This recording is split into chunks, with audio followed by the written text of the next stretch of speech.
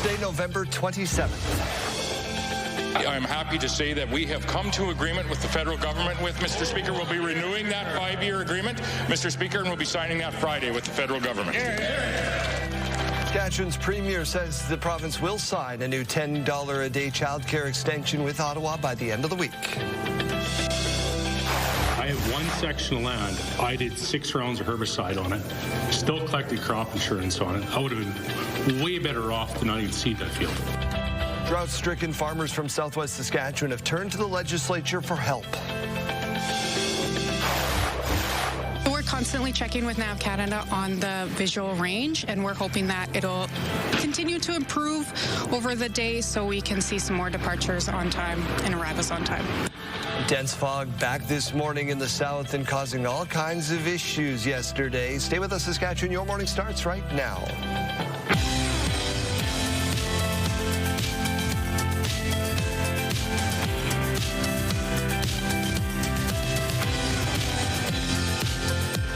Welcome to Your Morning, Saskatchewan. I'm Daryl. And I'm Kayleen. Good morning. Happy Thursday. There's a new system I saw this morning for fog and things. What does yellow mean?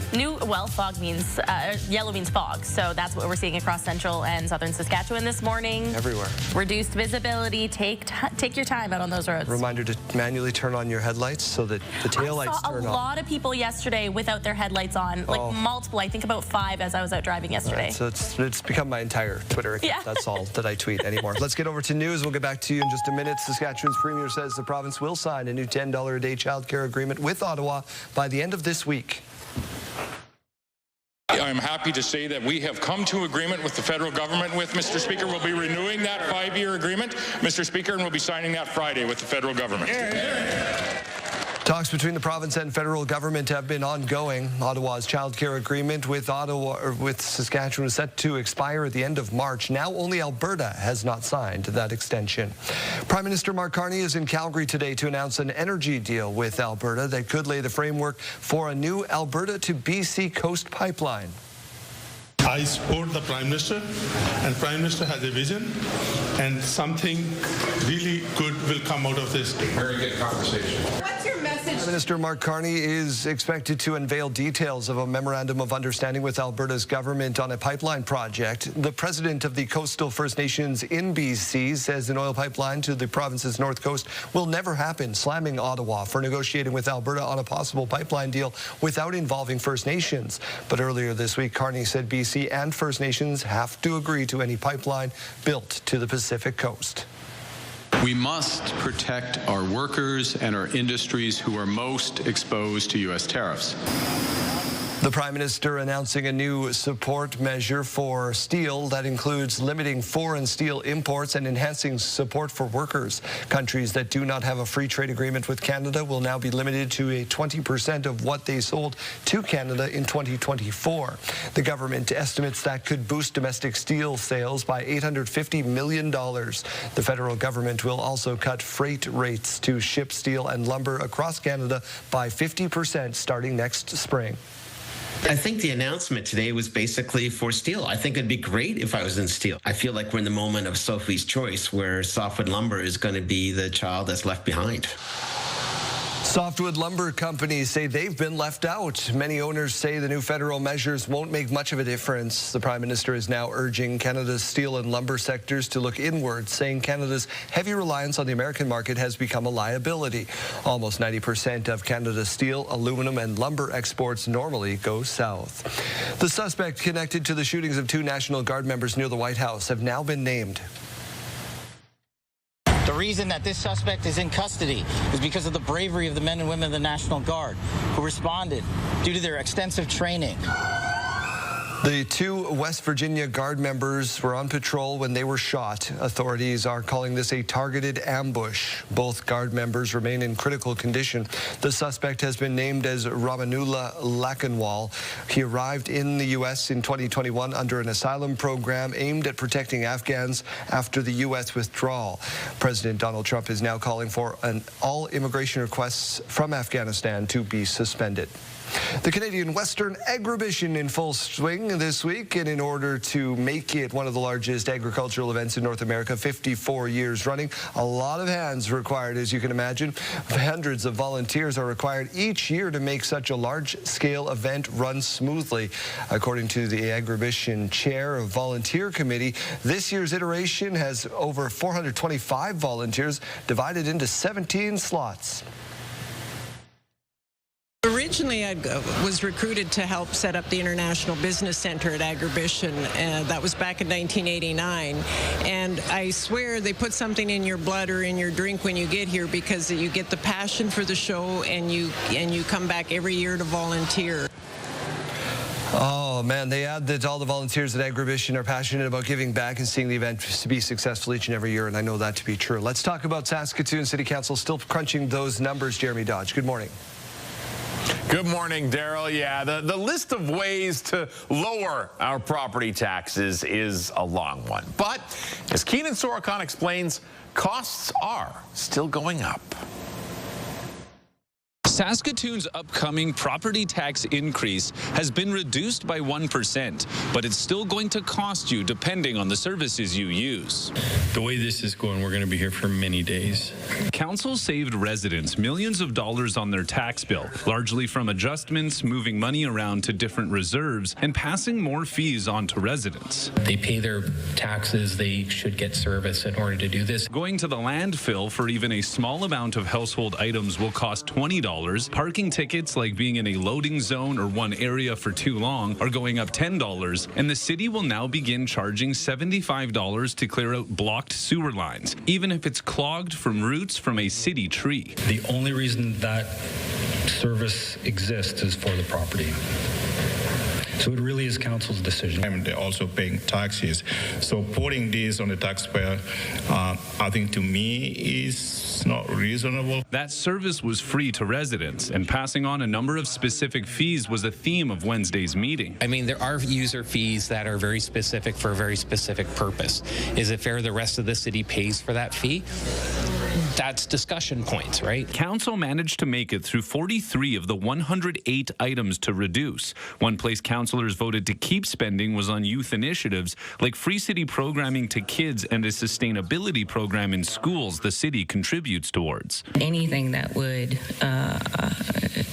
harm access for kids to have places to go that are healthy, I won't be supporting. Saskatoon's upcoming property tax increase has been reduced to 6.43% for 2026 and 5.75% for 2027, with more than half of the list and many other reports to go, as council has signaled their intention to stay here into the night on Thursday.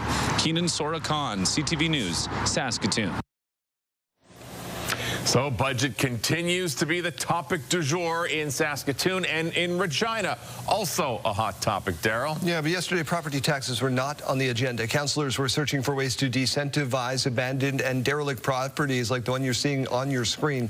Administration says 45 such properties have been demolished so far this year, with more planned. But the next step is removing red tape for developers to allow proper infill building or underutilized sites in Regina's core and downtown. If you're addressing both of them in tandem, I think you're going to have a better success rate overall in achieving removing those derelict and nuisance properties and moving more towards infill and revitalization of areas. The city plans to continue with its additional enforcement of derelict properties, with the possibility of creating a new property tax subclass for such properties in the new year. Parts of Ontario getting slammed with a major storm, and some areas expected to see up to 60 centimeters of snow. We're getting a high volume of snow in addition to high winds, and it's affecting a large area of our region in the Cochrane, Kapuskasing, Timmins, and now towards Hornpain and White River as well. It's creating very hazardous conditions on the highway.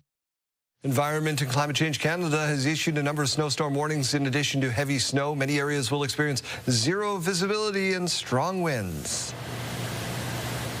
It just so happens that we are right on time for this winter storm. And so we hope that the color-coded weather alerts will allow the public to understand better their risk from this winter storm.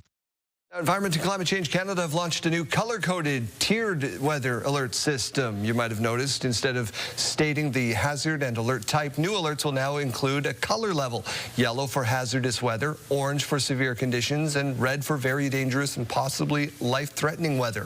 Officials say the new system is a move toward more impact-based alerts as opposed to threshold-based forecasting.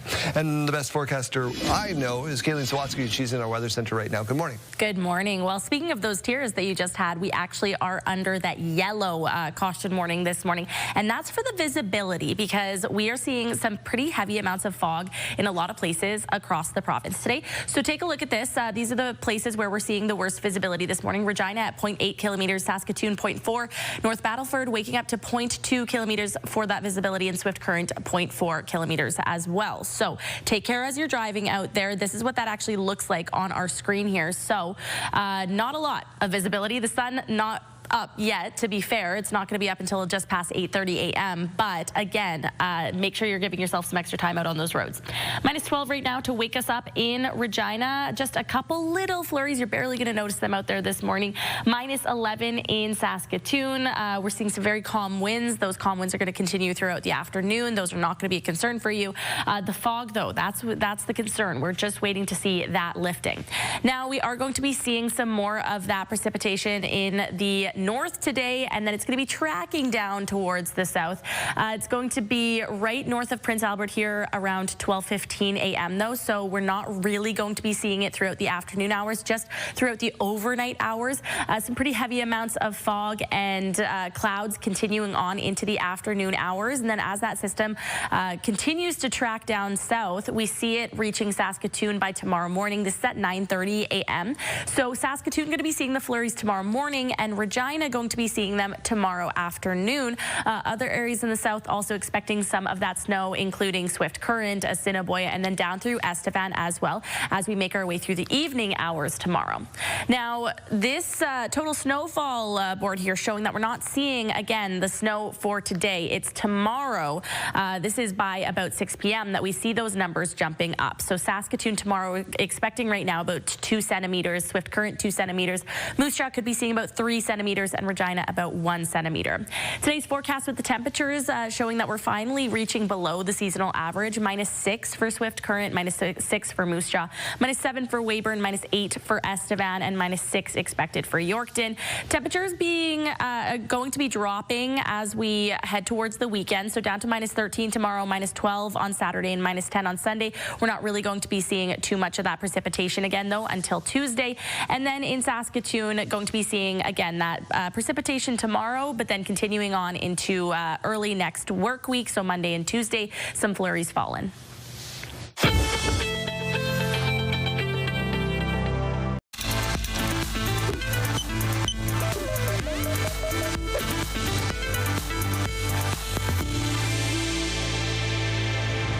British researchers looked at the health records of more than 475,000 women who had been diagnosed with breast cancer at some point. They found that the risk of cancer recurrence over the next 20 years was only about 6%, and the likelihood of developing any type of additional cancer was just about 14%. That's only a slightly higher risk compared to someone who has never had breast cancer. However, younger women, those with more of an aggressive disease, and anyone who had undergone treatment with a therapy like radiation were the most likely to have a second cancer. Be proactive and start mammograms at age 40 if you have no red flags, and earlier if you have a family history or other concerns. Early detection finds cancer sooner when treatment works best. With this Medical Minute, I'm Melissa Adon.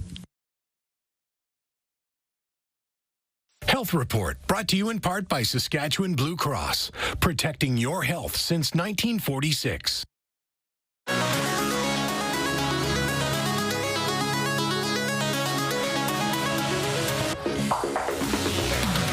Well, in case you missed it, new research suggests raccoons living in cities could show signs that they could become domesticated. An assistant professor at the University of Arkansas began studying and observing how comfortable raccoons seemed in the urban settings. Scientists have previously discovered when animals become domesticated, some of their features evolve, such as developing shorter noses, smaller teeth, the curly tails. In this case, researchers examined hundreds of photos of raccoons and found urban raccoon snouts were 3.6% shorter than rural ones. Remember that guy who decided he was going to be live amongst the bears, and then the bears they accepted me, and then they ate him? Yeah. Not quite as drastic, but the wild animals are wild animals. Look, cats and dogs were probably one time considered not domestic, and eventually... Yeah, we got there. Yeah, so that brings us to our question of the day. We're going to have a debate with our viewers here today. Yeah. So if, and this is a big if. Big if. But what's an animal that you would want as a pet if they weren't dangerous? Maybe you just want to bring one inside. If they weren't going to kill you, what would you want? Flamingo. As a pet? Flamingo. They stand on one legs and they're goofy. I'll take a flamingo. Oh, cute. Okay. I really like the raccoon ones, but I would also take a fox. I think foxes are beautiful. Oh. Then you got to get a hound. You got to have the fox and the hound. JD, what about you? Yeah.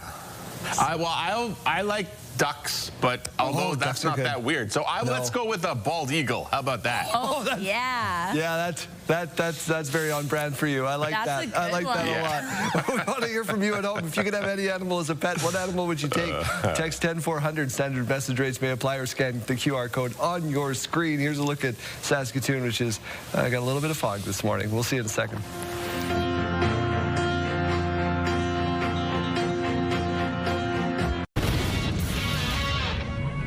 Hello there, Matt Scooby with you inside the Sports Center newsroom with your must-see moment from Wednesday. For that, we will head to Anaheim, where the Canucks were taking on the Ducks. Brock Besser going to chase down the loose puck and find Connor Garland, and he does the rest. Undressing the defender and Peter Mrazek for a beautiful goal. Garland stick handling in a phone booth. A little dangle. His 6th of the season. He earns your must-see moment from Wednesday. Well, today on TSN, it's American Thanksgiving, so we've got a full slate of NFL action, starting with the Packers and Lions at 11 a.m. Eastern on TSN 1 and 4. And that's it from the Sports Center newsroom. Have a great day.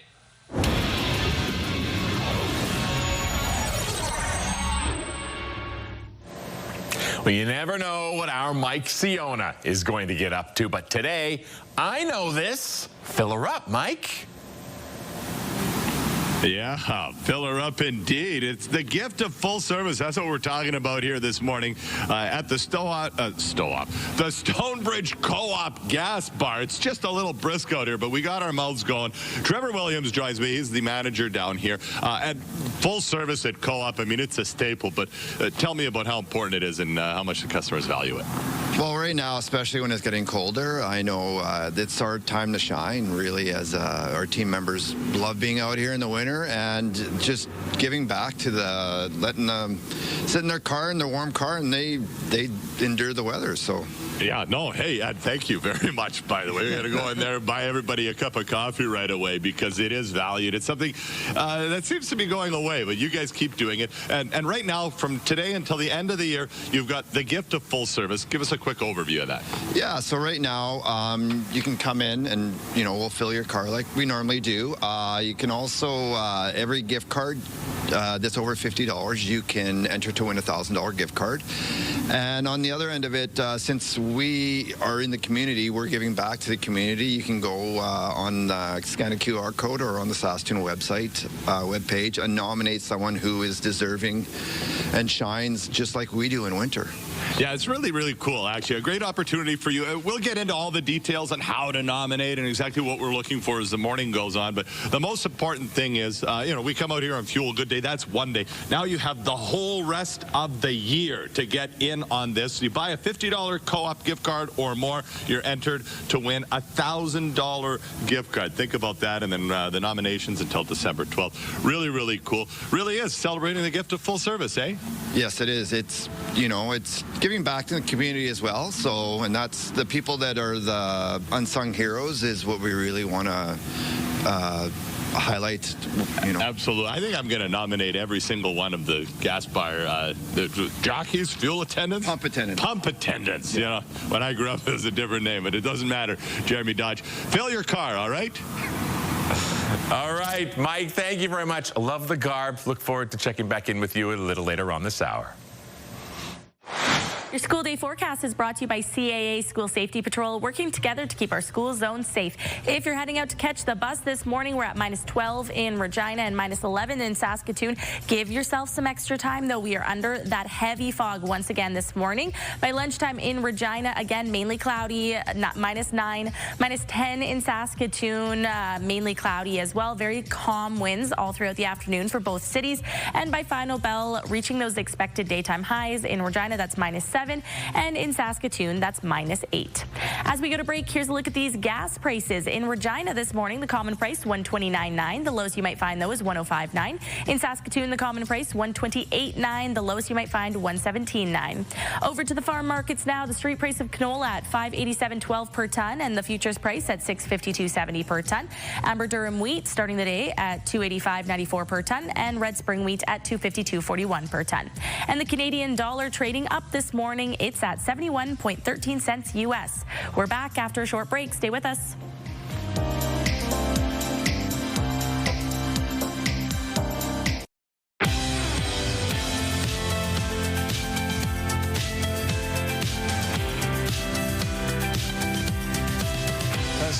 Welcome to your morning. It is 6:30. Drought-stricken farmers from southwest Saskatchewan were at the Legislative Building yesterday seeking help.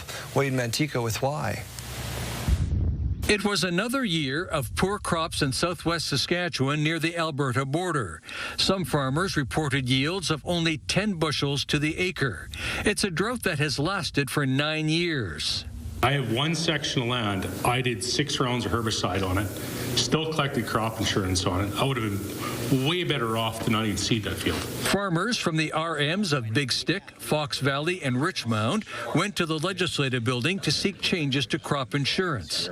They say the program isn't designed for multiple years of poor crops. So crop insurance, basically how it works is every year you claim, your yield average drops. So let's say I started out at 30 bushels per acre and I had a claim, it would probably drop for the next year, and it continues on a downward spiral. The NDP made the farmers' case during question period in the legislature. Mr. Speaker, these RMs have been devastated by years of consecutive drought, and the current crop insurance programs, they simply don't provide the supports that are needed. The government says it's willing to listen, but believes crop insurance is working. In our province over the last 4 years, there's been about $7 billion that has been paid out to Saskatchewan producers. Crop insurance says there are provisions in place to handle situations like the one in the Southwest. All crop insurance can do is provide that yield-based support for what they've proven to grow. Yield cushioning does support that. There is other programs available like agri-stability. The producers predict that 2026 could be a make-or-break year in their region. They say that if the drought continues for a 10th consecutive year without changes to crop insurance, at least half will go out of business. Wayne Mantica, CTV News, Regina. The Saskatchewan NDP joining leaders from northern Indigenous communities calling for more help to tackle rising crime, drug use, and long wait times for addictions treatment.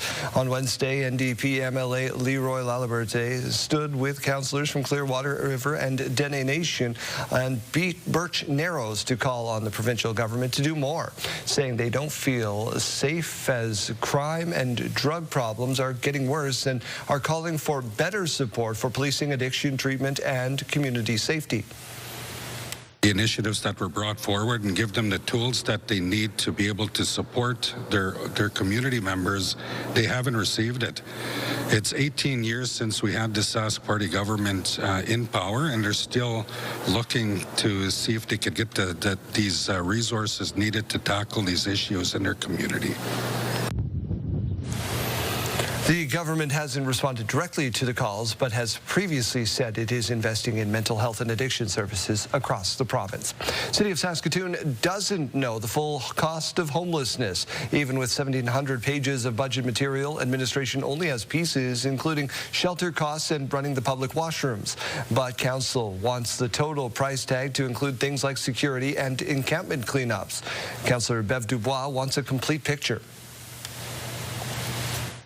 And I wanted all of the costs, so this just doesn't give me at all what I was looking for. We've all struggled with and wrestled with is, the question of what is the cost to the residents of Saskatoon of the ongoing homelessness crisis. City manager says the report will be put together later this morning. Through Canada's Public Safety Firearms Program, the federal government is looking to compensate gun owners financially for turning in their weapons in an effort to tackle gun violence. Through the Assault-Style Weapons Compensation Program, the federal government is offering financial compensation to gun owners who voluntarily submit their firearms. During the program's initial phase, Public Safety Canada says more than $22 million in compensation was provided and over 12,000 prohibited firearms collected. However, businesses along with the Saskatchewan government, feel the program does not provide fair value to owners. It isn't actually a buyback, it's forced confiscation, and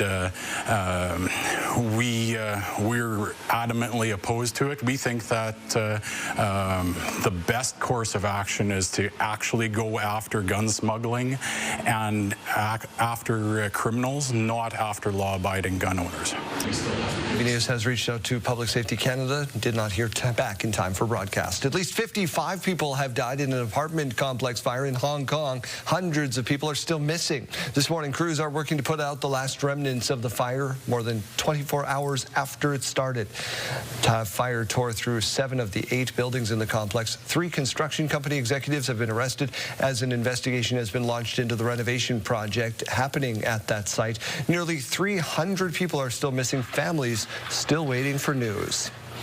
The Regina Pats losing skid hit 4 games last night.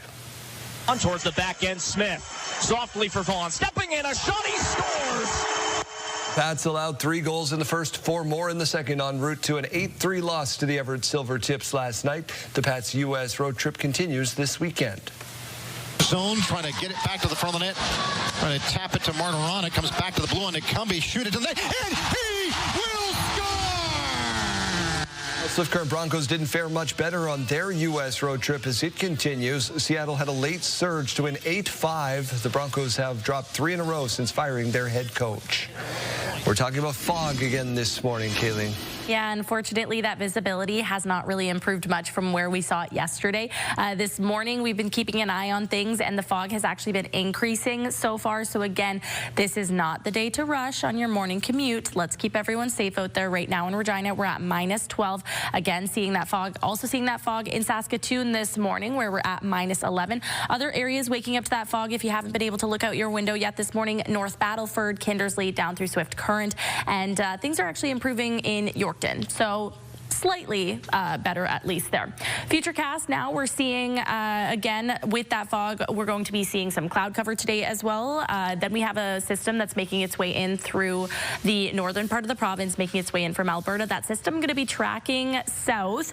It's going to be trying to reach Prince Albert by the afternoon, but it does seem like it's going to be reaching Prince Albert actually throughout those overnight hours. Reaching Saskatoon by tomorrow morning. This is at about 9:45, and then it's going to be continuing down through the south into the later parts of the afternoon. This is at about 3:15 now, where we see it popping up a lot down towards Swift Current and in areas around Regina and farther south down through Estevan through those overnight hours. So definitely going to be seeing some more of those flurries tomorrow.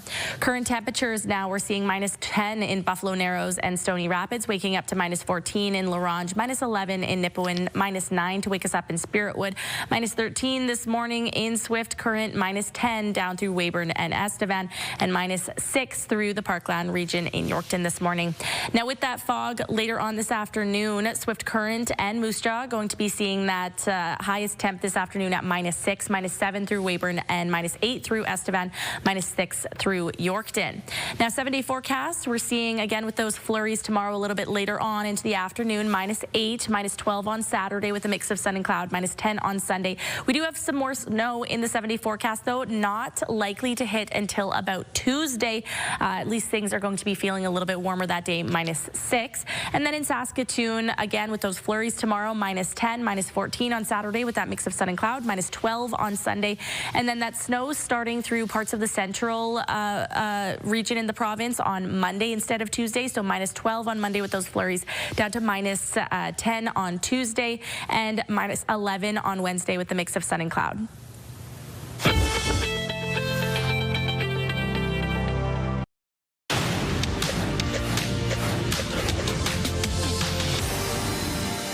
Saskatchewan-based Nutrien, the world's largest potash producer, confirmed that it's looking to build a new export facility in Washington state, not Vancouver.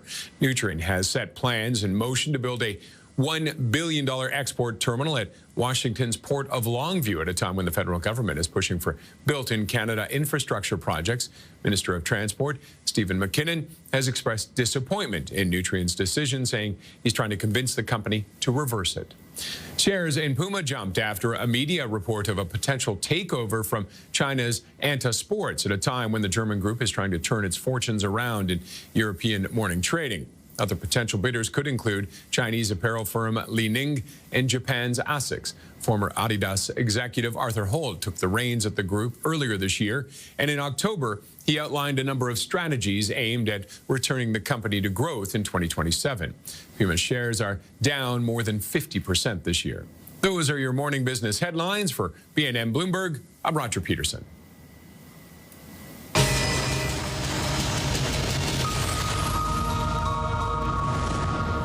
The Saskatchewan NDP have formally introduced rent control legislation through a private member's bill. The legislation would limit annual rent increases to the consumer price index, which is currently standing at about 2.4%. Carla Beck is the leader of the Saskatchewan NDP, joins us in studio this morning.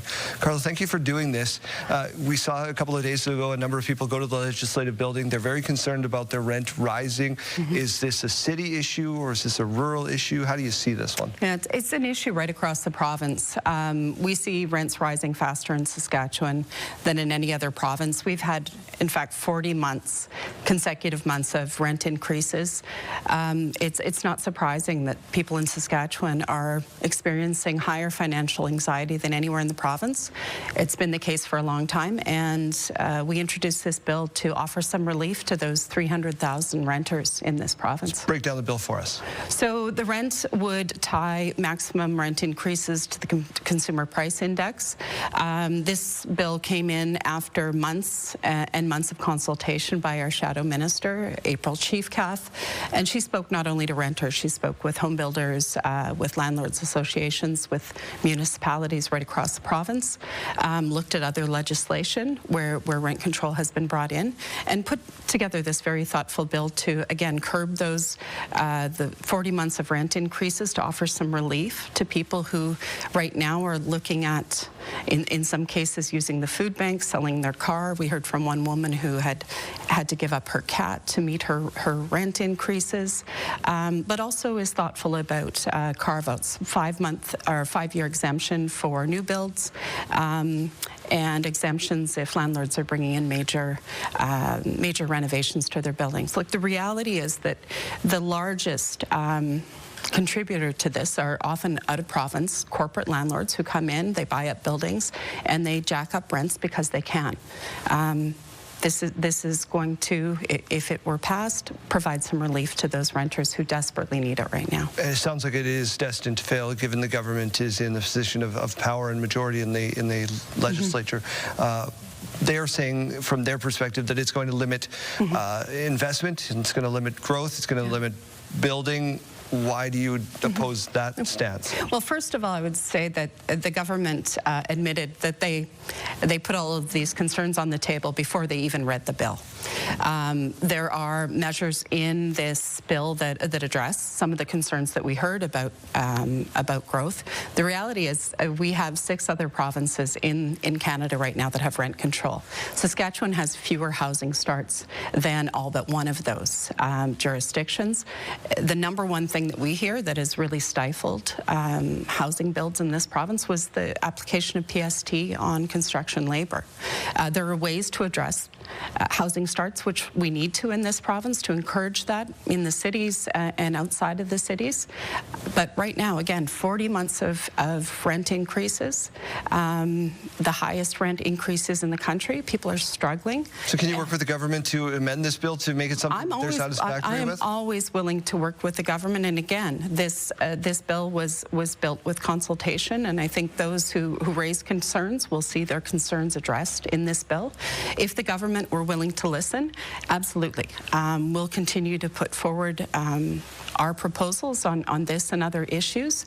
Right now, we have a government that doesn't seem particularly concerned with working with us or listening to these concerns. We've heard those concerns, and we're going to continue to address them. The provincial debt forecast has ballooned to an astronomical number from the projected profit that they were going to have. You say this is the chickens coming home to roost. Yeah. Well, I mean, we knew when that budget was tabled, and our finance shadow minister, Trent Witherspoon, said it wasn't worth the paper it was written on.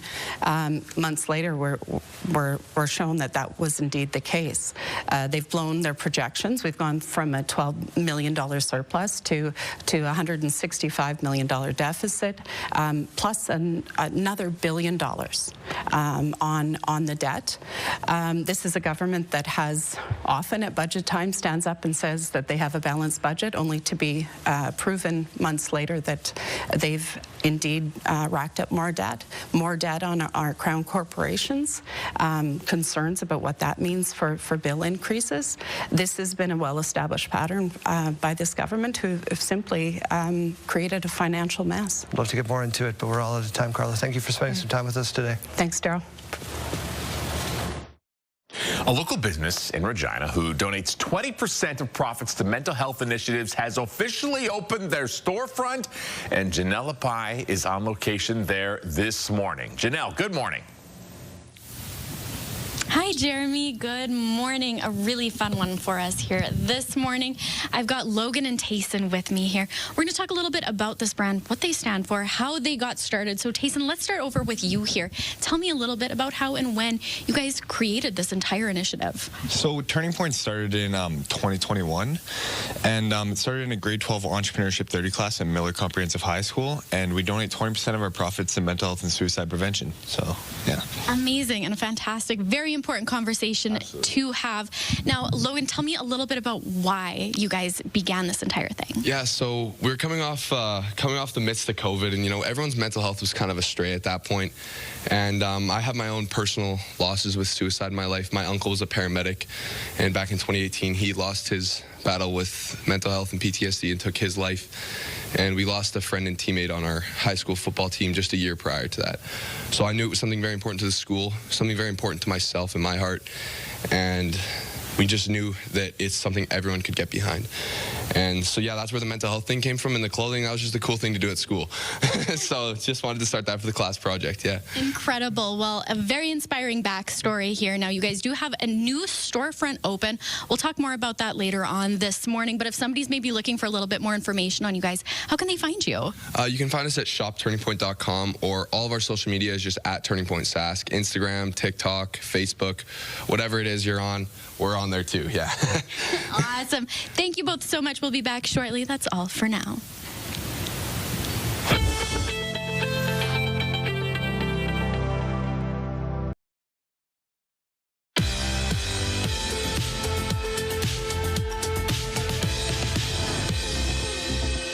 It's November 27th, and we have these birthdays to share with you. We'll start off with a big happy birthday going out to Gary. He turns 80 years old today. Happy birthday. Enjoy this fabulous milestone. This shout-out coming with love from your family. And happy birthday wishes also going out to Riley for her 7th birthday. We hope you have a wonderful day. Lots of love from your dad, Connor, Caitlin, Emma, Papa, and Grandma. If you have a milestone coming up, send us an email to yourmorningsaskatchewan@ctv.ca. You can also scan that QR code on your screen right now, but please make sure you send those in one day in advance. Chase, what's going on today, my man? We want to know what has a funny name that you've given something at work, because the story came out, Yorkton got a new fire engine that is named Truck Norris, which just, that is fantastic. We've got some great text this morning, too, at 54321. Like a printer that is named Prince Charming, yeah, that's good. And then Dawson actually texted in, said his drill is Twistifer Walken, and I hope he does his best Walken voice each and every time that he is using that thing. So you can text over 54321. Let me know what you've given a funny name to at work. And also get ready. We're going to call out 2 names right away here for Boots on the Beach coming up at 7 o'clock. Closed captioning does Janella Pie dirty and calls her Janella Pie. So that's her name here. Janella. Hey, Janella I've been Pie. called worse. Yeah.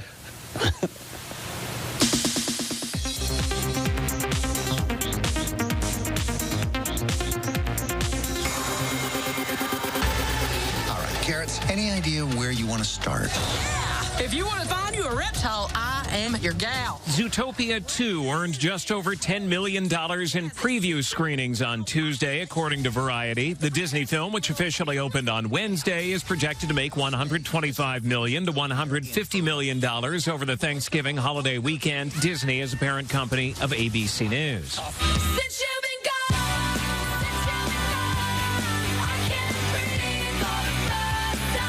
Kelly Clarkson has just scored a spot in the Spotify Billions Club. Her Grammy Award-winning 2004 hit, Since You've Been Gone, is her first song to reach 1 billion streams on the platform.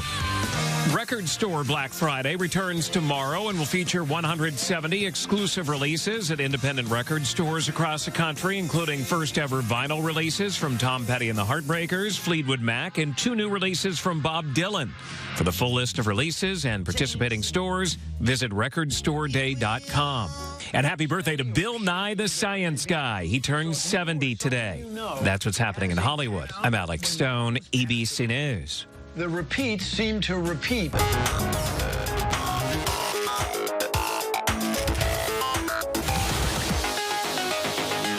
for your sidebar. You've been away, so it's your turn to play. All right, well, here's some advice for decorating your Christmas village.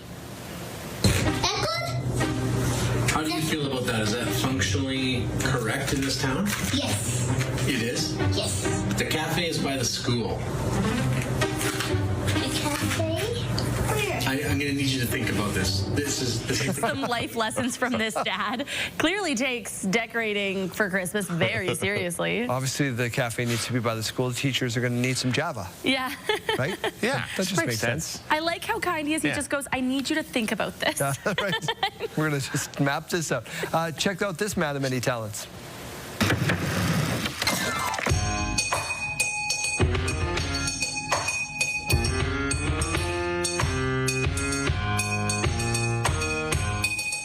The help of a piano-playing skateboarder, Fern Draper is a multi-talented musician playing I Want You Back by Jackson 5 on the drums, the piano, and glasses of water. But not just the piano with his fingers. A lot of time on his hands. I'm mainly impressed with that skateboard trick that he did. I think that's called the ollie. Oh. Oh, there you see that? Let's get Janelle doing that on a live here. I don't know that we have the helmet and the padding necessary for that. Time out. We're back the after insurance. This. That's also that.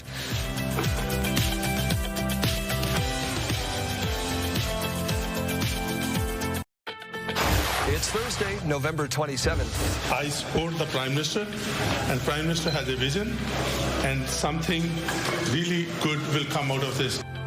Prime Minister Mark Carney expected to unveil an agreement with Alberta today, which could pave the way for a new oil pipeline. It was a crime against our entire nation. It was a crime against humanity. U.S. President Donald Trump wants immigration from Afghanistan suspended after an Afghan national was named as the suspect in a shooting of 2 National Guard members. So excited. They definitely need a big boost now for the next season so they can really hit it home and get to the end plate. World Series hurt, but Jays fans starting to get fired up again. This after the team reportedly added free agent pitcher Dylan Cease. Stay with us, Saskatchewan. Your morning starts right now.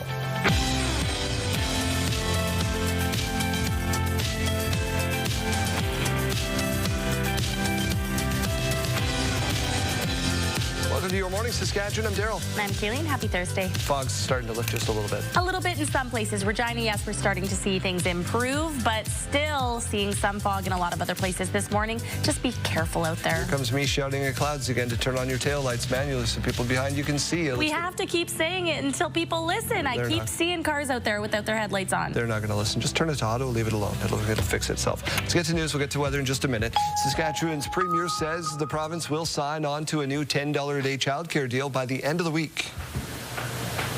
I'm happy to say that we have come to agreement with the federal government with Mr. Speaker. We'll be renewing that 5-year agreement, Mr. Speaker, and we'll be signing that Friday with the federal government. Talks between the province and federal government have been ongoing. Ottawa's childcare agreement with Saskatchewan was set to expire at the end of March. Saskatchewan, the second last province in the country to sign an extension. Prime Minister Mark Carney is expected to unveil an agreement with Alberta in Calgary today, which could pave the way for a new oil pipeline in exchange for stronger environmental regulations. Alberta Premier Danielle Smith says her government has been negotiating with Ottawa in a grand bargain which would see a carbon capture project move forward alongside a proposed pipeline to the west coast. Standing in the way of the pipeline project, easy for me to say, is a ban on oil tankers carrying large amounts of crude from areas along BC's northern coast. BC's premier is calling on Ottawa to keep that ban in place. Saskatoon City Council is turning up the heat on the province to open its wallet. Jeremy Dodge, we turn our attention to you. Thank you, Daryl. Yeah, they're talking budget this week. And during those talks, groups like the Police Service, Sask Health Center, the Public Library line up to make their funding pitches. And councillors are zeroing in on provincial support. Coming back to one question, how much money is the province kicking in? On Wednesday, Councillor Randy Donauer gave Ramey Modern some pointed advice. Get connected with provincial cabinet ministers. The Premier and his party did signal this past month at their convention that they want to win back some seats in Saskatoon, and I'm not going to enter into the political fray about whether they will or not. I'm just saying they've signaled that they're looking to do something in Saskatoon. I would encourage your board to step forward. Donauer says there's a big gap between how much money Regina gets from the province compared to Saskatoon, and that needs to change. CTV has contacted the provincial government for comment on that. Saskatoon business owner accused of defrauding his customers has been arrested.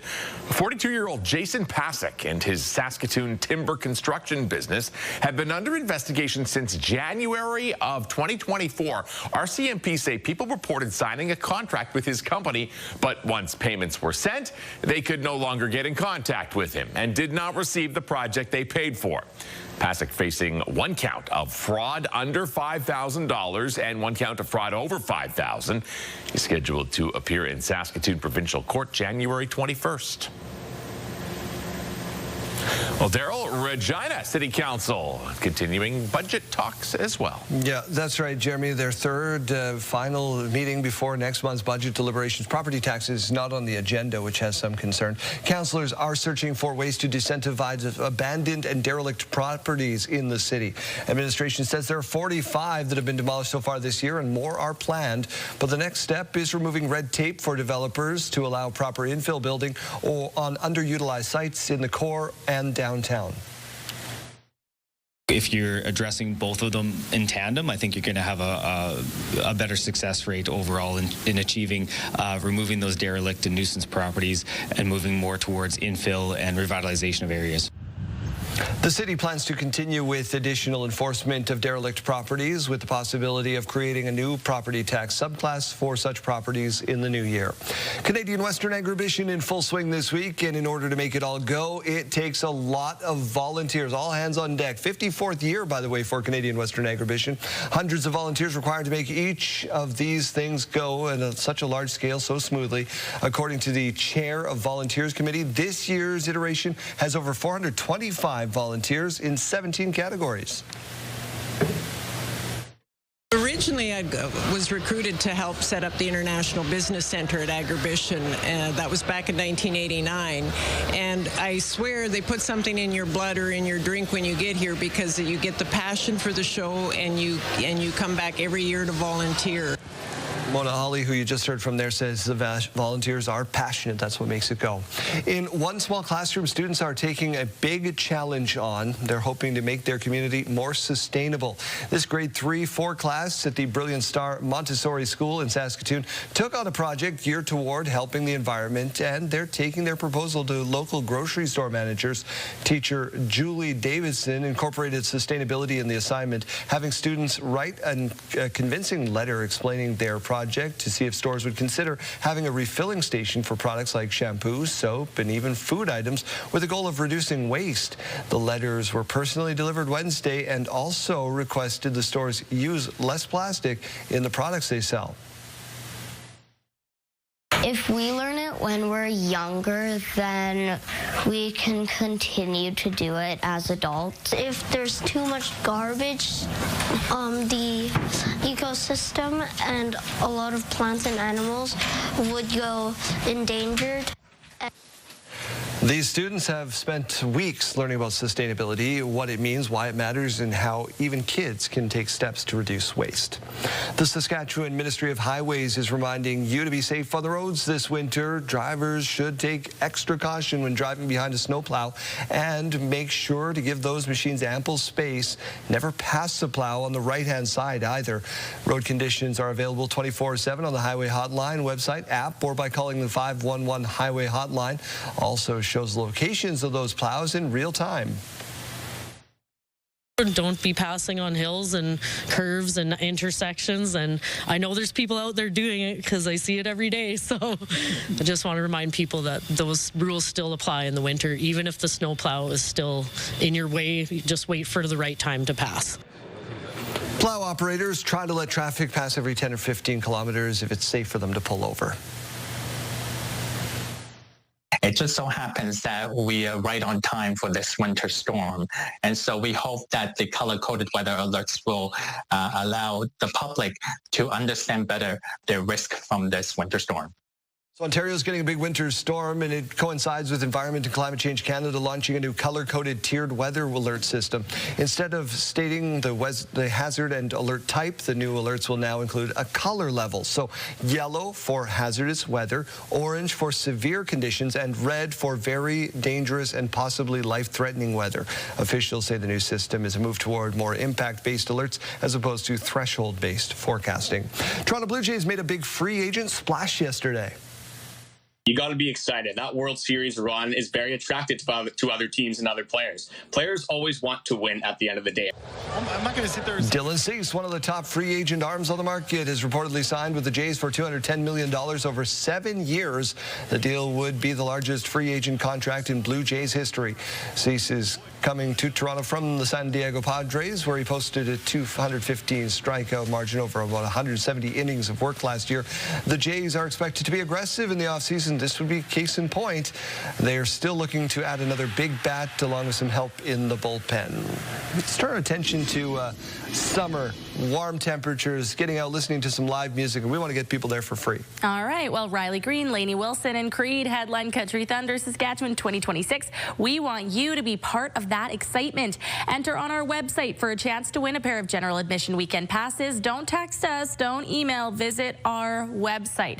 All right. Well, Daryl in News just a moment ago was talking about that new Environment Canada weather tiered system, and we do have a yellow alert in effect this morning, and that is indicating the fog. Things have been slightly improving this morning. Regina now up to 1 kilometer of visibility, Saskatoon 0.4, North Battleford 0.4, and Swift Current 0.4. So mainly seeing that improvement in areas around Regina so far this morning, but still seeing a lot of fog in a lot of places. And although we have seen a slight improvement on our visibility forecast here, you still can't really see a lot behind me here on our morning view. We're at -12 right now to wake us up in Regina. Calm winds to start the day, -10 in Saskatoon. And again, seeing some east winds coming in at 7 kilometers per hour, but we're not really going to be seeing those winds increasing this afternoon. Things are going to be very calm throughout the province. If you're wondering about precipitation, we'll take a look. We do have a system coming in from Alberta. It's going to be reaching Saskatchewan by the mid-afternoon. This is at about 4 p.m. here on your screen, so it's into the province. It's a very small system, and it's going to be tracking down towards the south, reaching Prince Albert overnight, and then down through Saskatoon tomorrow morning. This is at about 9 a.m. on your screen here, and then we see it really popping up down towards the south. So areas around Swift Current, Assiniboia, even areas down through Estevan and Weyburn, going to be seeing those flurries. Of course, Regina, as well as you can see on your screen, going to be seeing some flurries tomorrow afternoon. So again, Saskatoon earlier in the day, Regina later in the day. Into those overnight hours are going to be right concentrated over top of Estevan there before exiting the province. Tomorrow, if you are wondering how much snow you can expect with that system, well, Battleford seeing about 3 centimeters of snow, about 2 for Saskatoon, 2 centimeters for Swift Current, about 3 right now expected for Moose Jaw and Regina, about 1 centimeter expected. So again, just keep that in mind if you're making plans for your Friday afternoon.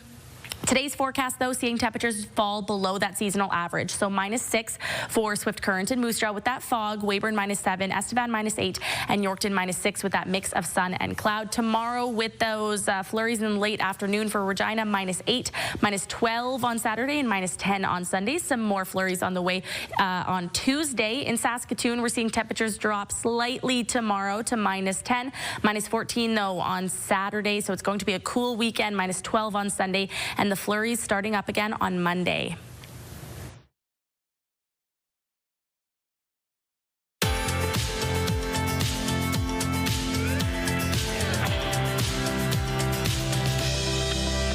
Some cooler temperatures today, as you can see on our rural forecast. -8 for Watchers this afternoon with a mix of sun and cloud. Fog continuing through into the afternoon in Outlook. Dropping down to -5 this afternoon, -7 for Wynyard.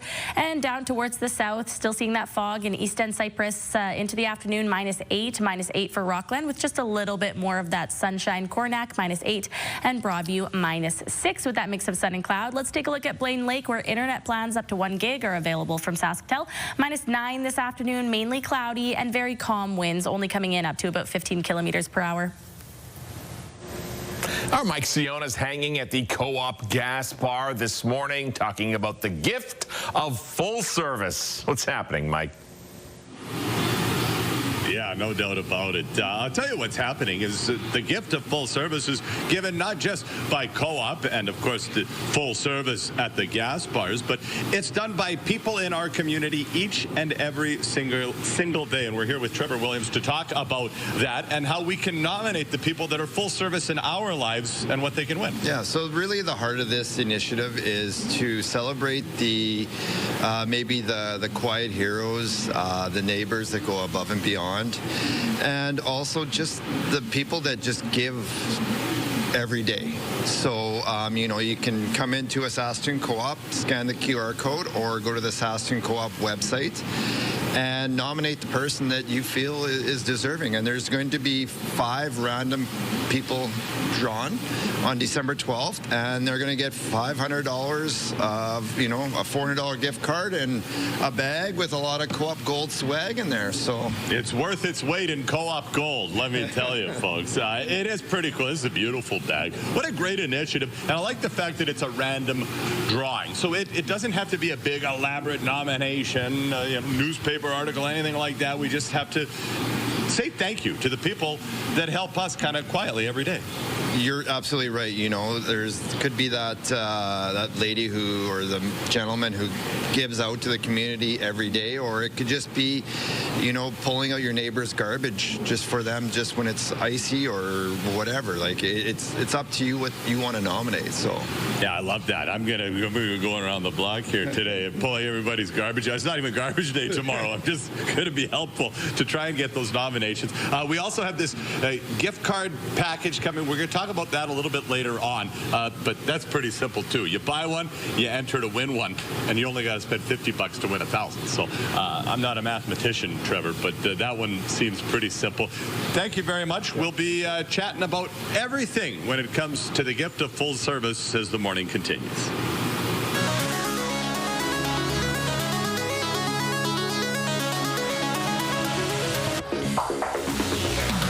One of my favorite days because you work morning show, you get done, and you can watch football all day. Americans celebrating Thanksgiving today. So if you are American out there, and I know there are a few, happy Thanksgiving to you. One pet shelter in Chicago is to thank for this adorable video, and it is Thanksgiving related. They shared some this post of this dog just enjoying some feasts.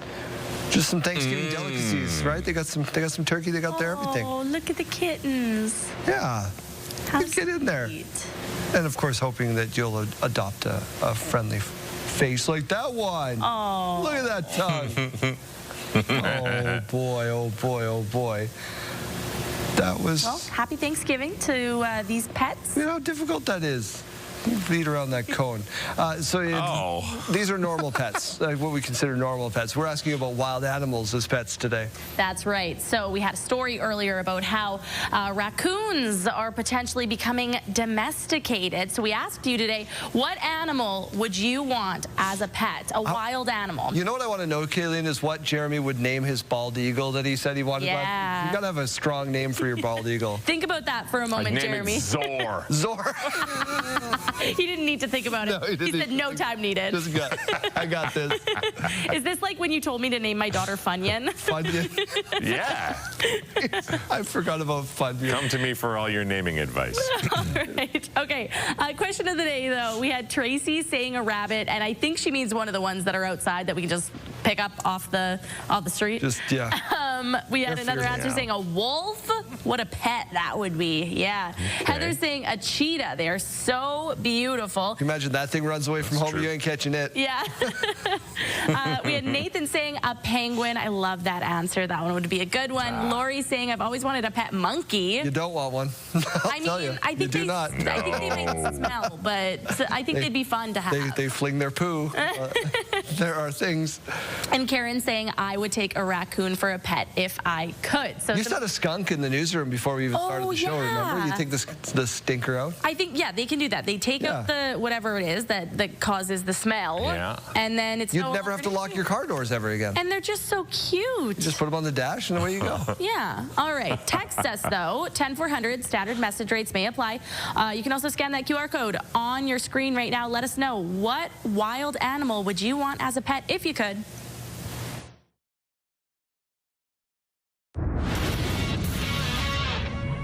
Hello there, Matt Scooby with you inside the Sports Center newsroom with your must-see moment from Wednesday. For that, we will head to Anaheim, where the Canucks were taking on the Ducks. Brock Besser going to chase down the loose puck and find Connor Garland, and he does the rest. Undressing the defender and Peter Mrazek for a beautiful goal. Garland stick handling in a phone booth. A little dangle. His 6th of the season. He earns your must-see moment from Wednesday. Well, today on TSN, it's American Thanksgiving, so we've got a full slate of NFL action, starting with the Packers and Lions at 11 a.m. Eastern on TSN 1 and 4. And that's it from the Sports Center newsroom. Have a great day.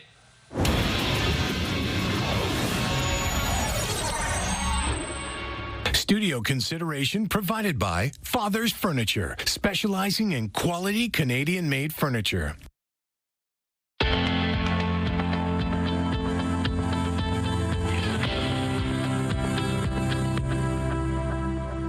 Time for your morning mystery. It is a thing today. 3 clues coming at you. Try to guess along with us at home. Clue number 1, this gadget was invented by Edwin Land. It was first sold in department stores in 1948. The camera almost sold out instantly. It's a camera. Okay, well, I think Come on, you're going to get it. I get the, there's a hint in there, right? Come on, just write down your answer and then shake it to make sure it stays on there. Oh. Did I get it?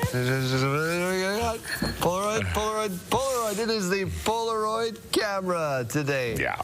That was today's morning mystery.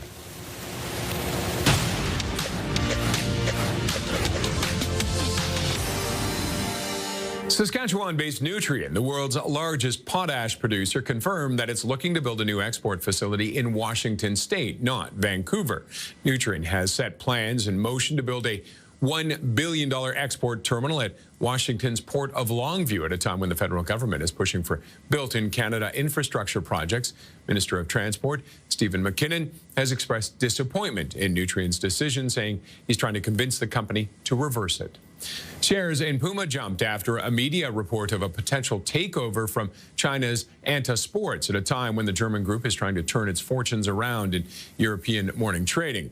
Other potential bidders could include Chinese apparel firm Li Ning and Japan's ASICS. Former Adidas executive Arthur Holt took the reins at the group earlier this year, and in October, he outlined a number of strategies aimed at returning the company to growth in 2027. Puma's shares are down more than 50% this year. Those are your morning business headlines. For BNN Bloomberg, I'm Roger Peterson. School day forecast brought to you by CAA School Safety Patrol, working together to keep our school zones safe. If you're heading out to catch the bus in Regina, we're at -12, -10 in Saskatoon. So definitely a cool start to the day. Still seeing some of that fog, although the fog is starting to lift in Regina. We're still seeing some of that. Take your time this morning. -9 by lunch in Regina, -10 by lunch in Saskatoon. And by the final bell, both cities at those expected daytime highs. For Regina, -7, and for Saskatoon, -8. As we go to break, here's a look at those gas prices in Regina. The common price to fill up this morning, $129.9. You might find the lowest at $105.9. And in Saskatoon, the common price this morning, $128.9. The lowest you might find, $117.9. Over to the farm markets now, where the street price of canola is at $587.12. Futures price at $652.70 per ton. Amber durum wheat at $285.94 per ton, and red spring wheat at $252.41 per ton. And the Canadian dollar beginning the day trading up, currently at 71.13 cents U.S. We'll be right back.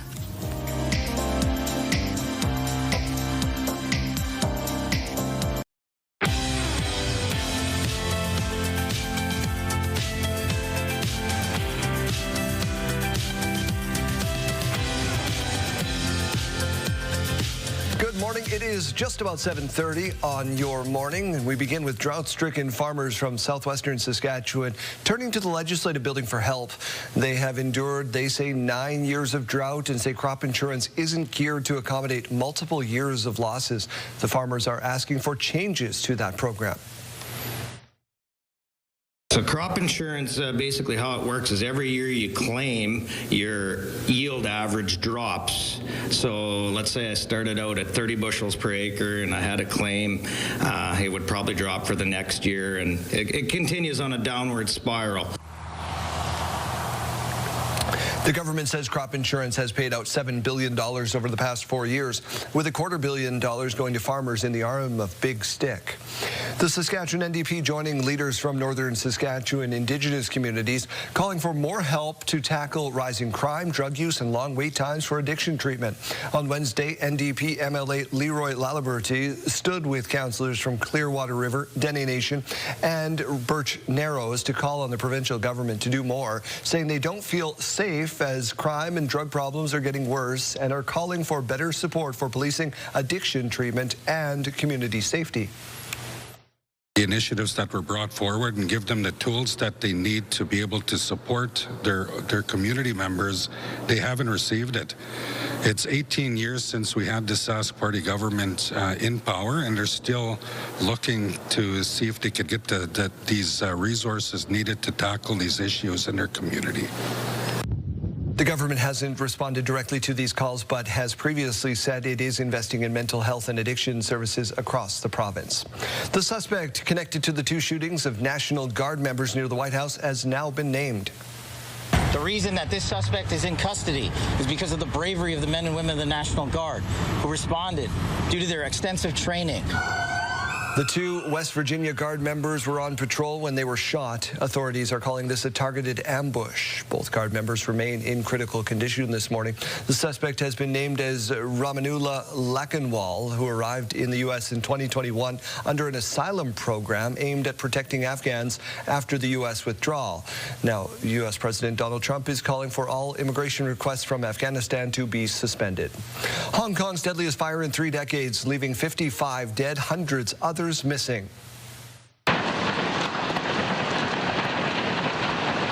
Video is just spectacular. Authorities have not yet determined the cause of the blaze, but images from the scene are showing the spread rapidly across netting that was scaffolding that was set up. Rescuers battled the heat and thick smoke for 24 hours or so, while local police said it could have been grossly negligent. Construction firm now using unsafe materials. There are charges probably pending there. More than 30 people have been killed in record flooding in Thailand. It's been called a once-in-300-year storm, and it's battered southern Thailand, bringing floodwaters more than 2 meters high in some areas. Cars and homes can be seen fully submerged, while some people are waiting on rooftops for rescue. The Thai military has been put in charge of tackling the crisis and says it is prepared to dispatch relief supplies. Israel has returned the bodies of 15 Palestinians following Hamas's return of remains of an Israeli hostage. The exchange is part of the first phase of the U.S. brokered ceasefire that we've told you about. The next phase of the truce includes deploying an armed international stabilization force and developing an international body to govern Gaza. Violence continues in Gaza and the West Bank, where Israel said it was conducting a broad counter-terrorism operation yesterday. Young children in Australia will be banned from social media next month despite a court challenge. The Sydney-based Digital Freedom Project said it filed a constitutional challenge, but the government says the law will go ahead on December 10th. It will ban those under the age of 16 from holding accounts on certain platforms. The government says Meta platforms plus Snapchat, TikTok, X, and YouTube must now take steps to exclude Australian account holders younger than 16 or face fines. This legislation is a world first. Malaysia also plans to introduce social media bans for children starting in 2026. A former Saskatoon business owner accused of defrauding his customers has turned himself in. A warrant was issued for his arrest earlier yesterday, and police allege he took money for construction projects, then vanished. Stacey Hine reports. RCMP began investigating 42-year-old Jason Pasick and his business nearly 2 years ago after customers reported being scammed out of thousands of dollars. Now he's been arrested and is facing 2 fraud charges, including 1 count of fraud over $5,000. Pasick ran Prairie Timber Group, a business offering custom timber homes and structures. RCMP say customers reported signing a contract with his company, but once payments were sent, they could no longer contact him and did not receive the projects they paid for. Police say Pasick told customers he was affiliated with a reputable timber company based in Ontario. Last year, several people spoke with CTV News about their experiences with Pasick and his business between mid-2020 and early 2021. Many described a positive first meeting, but once funds were transferred, they gradually lost contact with Pasick. Some former customers say they lost up to $90,000. RCMP believe there may be more victims that have yet to be identified. Pasick is scheduled to appear in Saskatoon Provincial Court on January 21st. Stacey Hine, CTV News, Saskatoon. A new report says demand is rising for non-alcoholic drinks in Canada. The report from the Conference Board of Canada, funded by the Canadian Beverage Association, says households spent $12.5 billion on non-alcoholic drinks in 2024.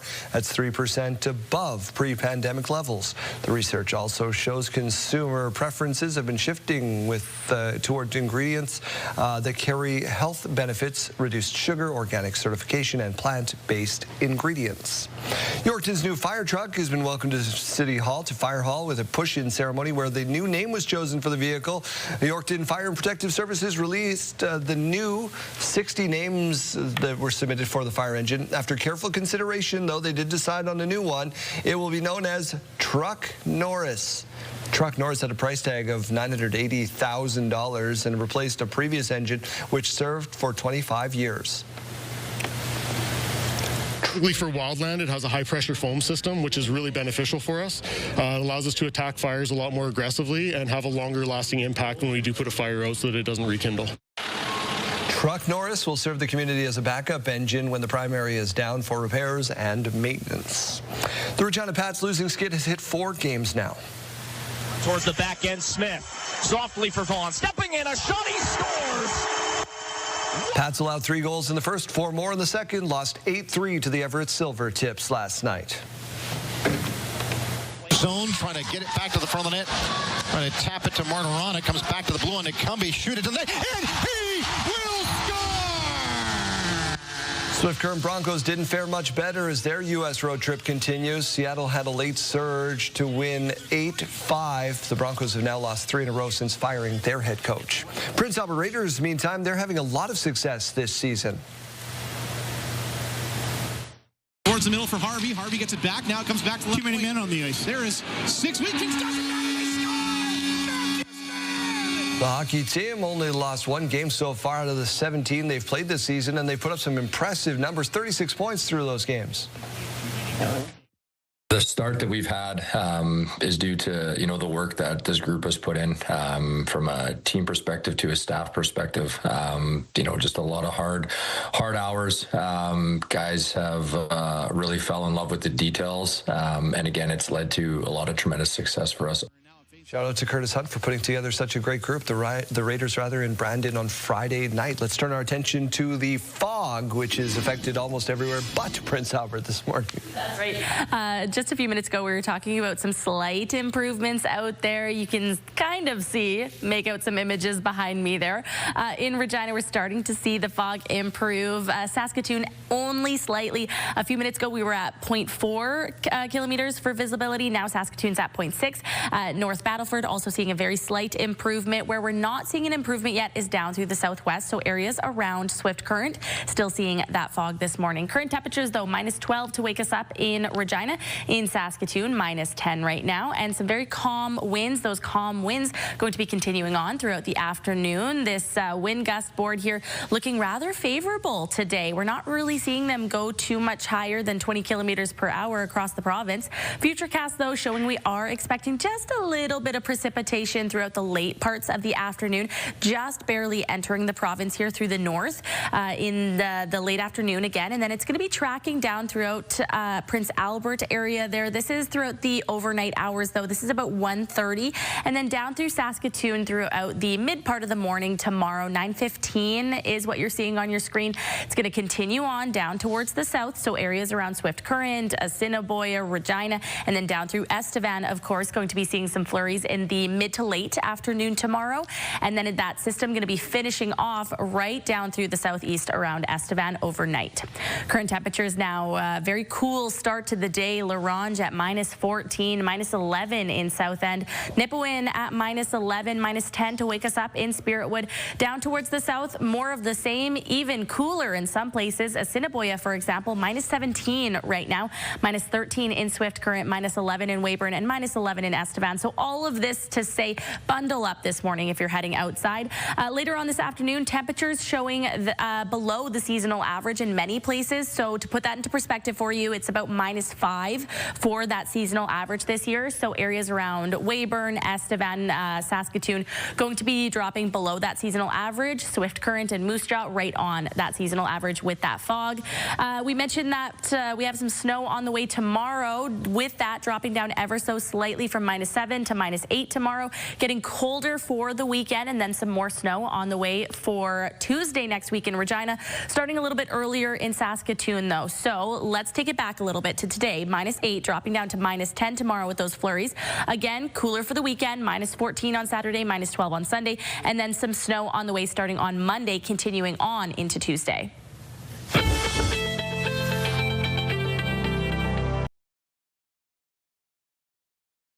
Wardrobe consideration by Colin O'Brien Man's Shop, defining contemporary style for over 20 years.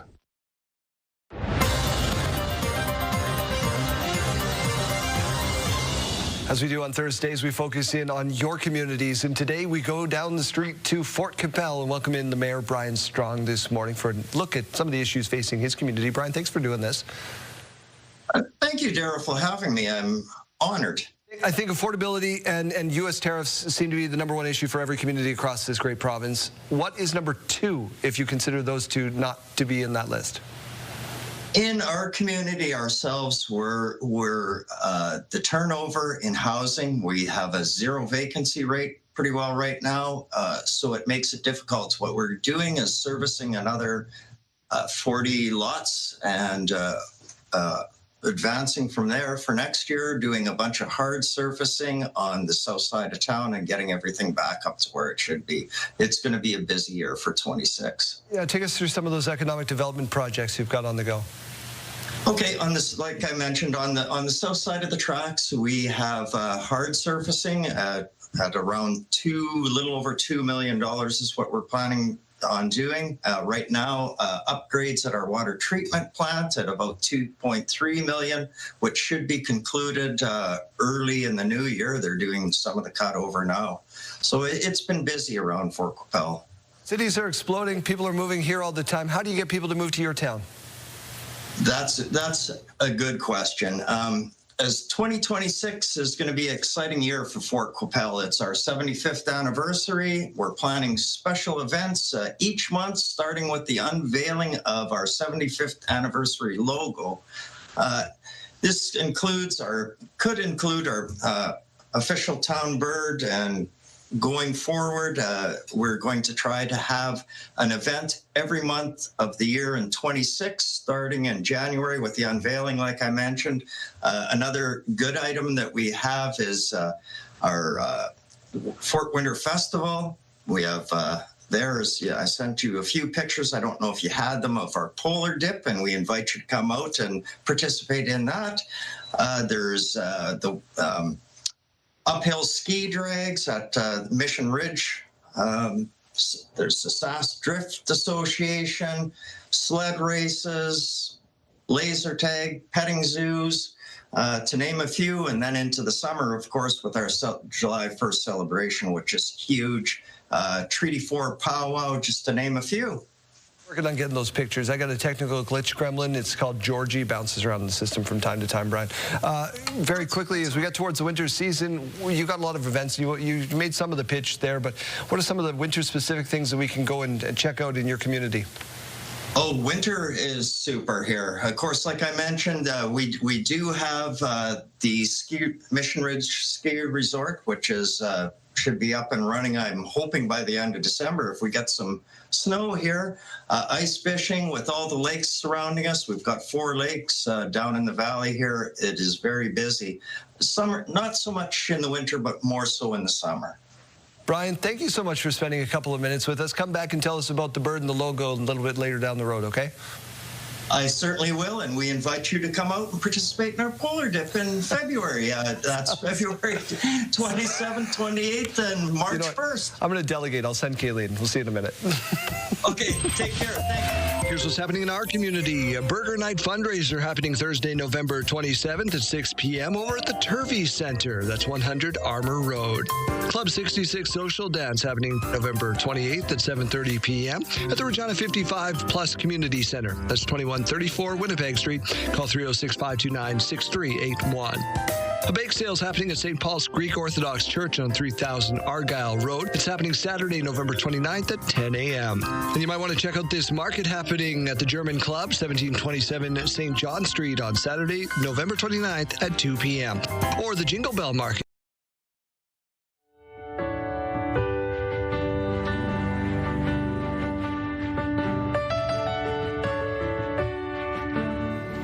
Let's check back in now with Janelle Epai down at Turning Point Clothing's new storefront this morning. Janelle? That's right, Jeremy. Good morning. We have some more excitement coming up here. I've got Logan and Tayson back with me now. Let's start a little bit with the name Turning Point. How did you come up with that? Yeah, so the name Turning Point actually comes from the fact that most suicide survivors describe their experience as almost a turning point in their life. Our hope is that people won't have to go through the worst to realize how valuable their life really is and find their turning point before it's too late. Wow, that's incredible and very meaningful. And now Turning Point, and of course also the nonprofit that you guys have. There's a mission statement on the back of your clothes here. Tell me a little bit about that and how it coordinates here with the campaign. Yeah, so kind of what I had just told you was our mission statement, and our slogan is "You Matter." So it's kind of just a gentle reminder for everyone that it might not feel like it, but you always matter. And that's where we donate 20% of our profits is to the You Matter Foundation. So it's a local nonprofit that we started so we can directly know the impact we're making on our community in Regina and around Saskatchewan. Wow, well, that is incredible. Now, Tayson, tell me a little bit about Agribition coming up. Storefront is launching. You guys aren't quite open yet, but tell me when that launch date is. So December 7th, we are going to be opening here on 1560 McCarra Street, and there's going to be door prizes for the first 25 people to come and spend over $50. The prize packages will be worth over $200. So make sure to come check it out, support local, and we're going to be at Agribition all week, so come and see us in the Bud Light loading chute. Fantastic. All right, and once more, in case somebody's missed it here, where can they go to find more information about you guys? All our social media is at Turning Point Sask on Facebook, Instagram, TikTok, and our website is shopturningpoint.com. Awesome. All right, well, thank you both so much. We will be back again very soon. All right, Janelle, young entrepreneurs making big moves. I love to see it. We'll check back in with you in a while.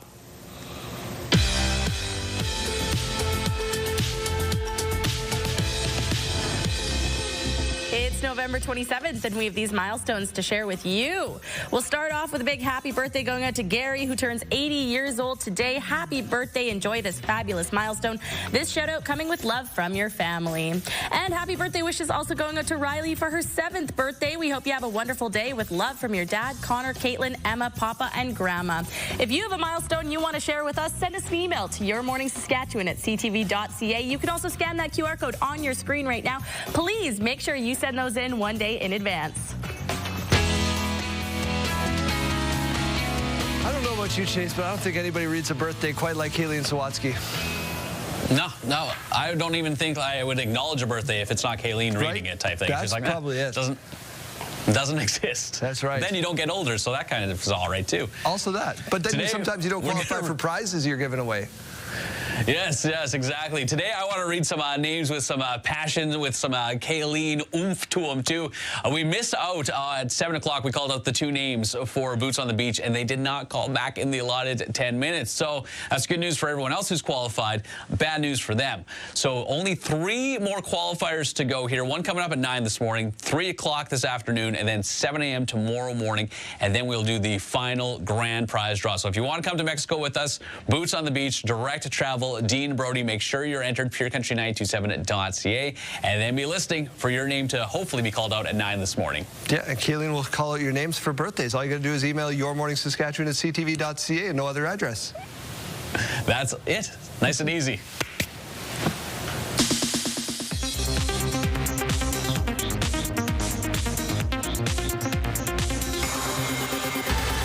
All right, Carrots, any idea where you want to start?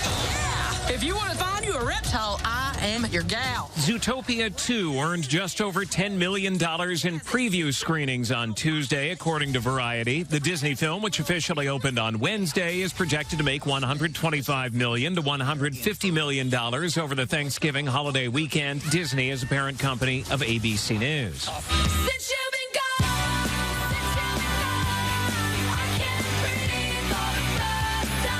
Kelly Clarkson has just scored a spot in the Spotify Billions Club. Her Grammy Award-winning 2004 hit, Since You've Been Gone, is her first song to reach 1 billion streams on the platform. Record Store Black Friday returns tomorrow and will feature 170 exclusive releases at independent record stores across the country, including first-ever vinyl releases from Tom Petty and the Heartbreakers, Fleetwood Mac, and 2 new releases from Bob Dylan. For the full list of releases and participating stores, visit recordstoreday.com. And happy birthday to Bill Nye the Science Guy. He turns 70 today. That's what's happening in Hollywood. I'm Alex Stone, ABC News. the repeat.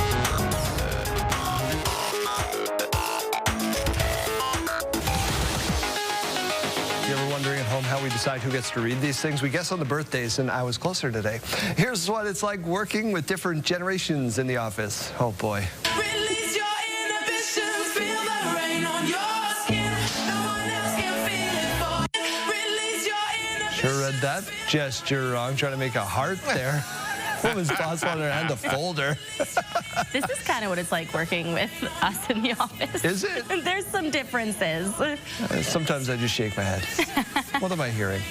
What am I hearing here? JD, go ahead. All right, check out this man of many talents.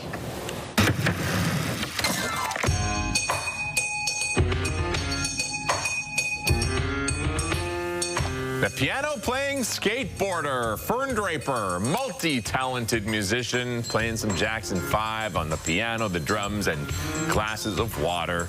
Would take so much trial and error to get that right. Got to fill those cups just right. Yeah. Yeah, I just can't believe like the trick shot there. I like that. All right, here's one more for you. Some sound advice for decorating your Christmas village. How do you feel about that? Is that functionally correct in this town? Yes. It is? Yes. The cafe is by the school. The cafe? The positions are important of where you put these. He takes it very seriously. Get those teachers some Java. They deserve it. You know what's wrong with a cafe by a school? Almost time for school. Get out the door, kids. Put on a jacket. We're back in a minute. It's Thursday, November 27th. I'm happy to say that we have come to agreement with the federal government with Mr. Speaker. We'll be renewing that 5-year agreement, Mr. Speaker, and we'll be signing that Friday with the federal government. Saskatchewan's Premier says the province will sign on to the new $10 a day agreement for childcare. I have one section of land. I did 6 rounds of herbicide on it. Still collected crop insurance on it. I would have been way better off to not even seed that field. Drought-stricken farmers from southwest Saskatchewan turning to the legislature for help. We're constantly checking with NAV Canada on the visual range, and we're hoping that it'll continue to improve over the day so we can see some more departures on time and arrivals on time. How will the dense fog affect you this morning? We'll ask Kayleen Sawaski. Stay with us, Saskatchewan. Your morning starts right now.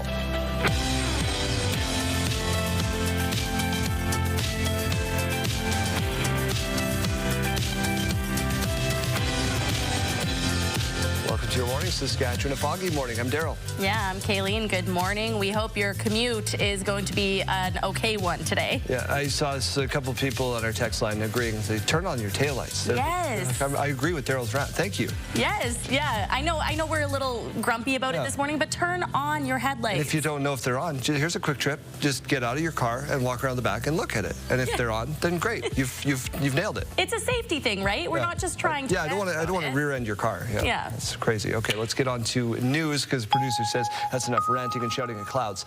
Saskatchewan's Premier says the province will sign on to a $10 a day childcare agreement by the end of the week.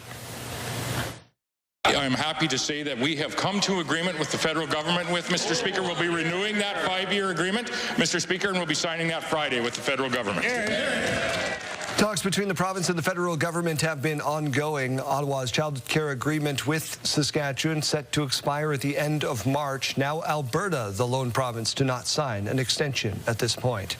Prime Minister Mark Carney is expected to unveil an agreement with Alberta in Calgary today, which could pave the way for a new oil pipeline in exchange for stronger environmental regulations. Alberta Premier Danielle Smith says her government has been negotiating with Ottawa on a grand bargain, which would see a carbon capture project move forward alongside a proposed pipeline to the west coast. Standing in the way of the pipeline project is a ban on oil tankers carrying large amounts of crude from areas along BC's northern coast. BC's premier is calling on Ottawa to keep that ban in place. 100,000 people attend Canadian Western Agribition every year, and the event requires all hands on deck. That means volunteers. Jacob Carr spoke to some of them. Mira, all Ali, the volunteer committee chair for Agribition, has been helping out at the event for 36 years. She jokes there may be something in the water on the real district grounds that keeps people coming back for more. I swear they put something in your blood or in your drink when you get here, because you get the passion for the show and you come back every year to volunteer. It's a way of giving back, but it's also the way of meeting people, and every year it's like meeting family, a family reunion. According to Ali, there are over 425 volunteers at Agribition this year, all working together to put on one of the best agricultural shows in North America. We're just very appreciative of everybody that does support the event, and it's not me that gets to do it. I'm very fortunate. I get to stand up and take the limelight a lot of it, but again, it's our volunteers and our crew are the backbone of this organization, along with our board and staff. This is the coordinator to dispatch.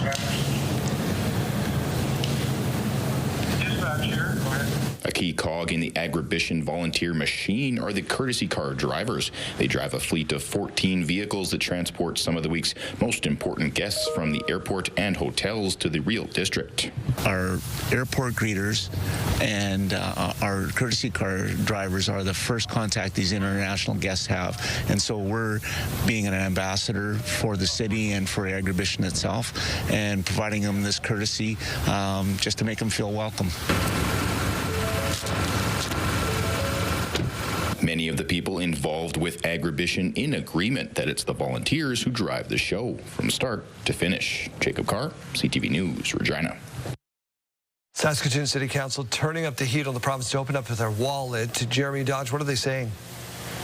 Well, Daryl, they're talking about budget this week. And during these talks, groups like police, Sask Health Center, the public library line up to make their funding pitches.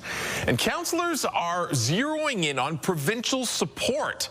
Coming back to one question: how much money is the province kicking in? On Wednesday, Councillor Randy Donauer gave Ramy Modern some pointed advice: get connected with provincial cabinet ministers. The Premier and his party did signal this past month at their convention that they want to win back some seats in Saskatoon, and I'm not going to enter into the political fray about whether they will or not. I'm just saying they've signaled that they're looking to do something in Saskatoon. I would encourage your board to step forward. Donauer says there is a big gap between how much money Regina gets from the province compared to Saskatoon, and it needs to change. CTV has contacted the provincial government for comment on that. Now, the city of Saskatoon doesn't know the full cost of homelessness. Even with 1,700 pages of budget material, administration's only pieces, including shelter costs and running the public washrooms. But council wants to know the total price tag, including things like security and encampment cleanups. Councillor Bev Dubois wants a complete picture. And I wanted all of the costs, so this just doesn't give me at all what I was looking for. We've all struggled with and wrestled with is, the question of what is the cost to the residents of Saskatoon of the ongoing homelessness crisis.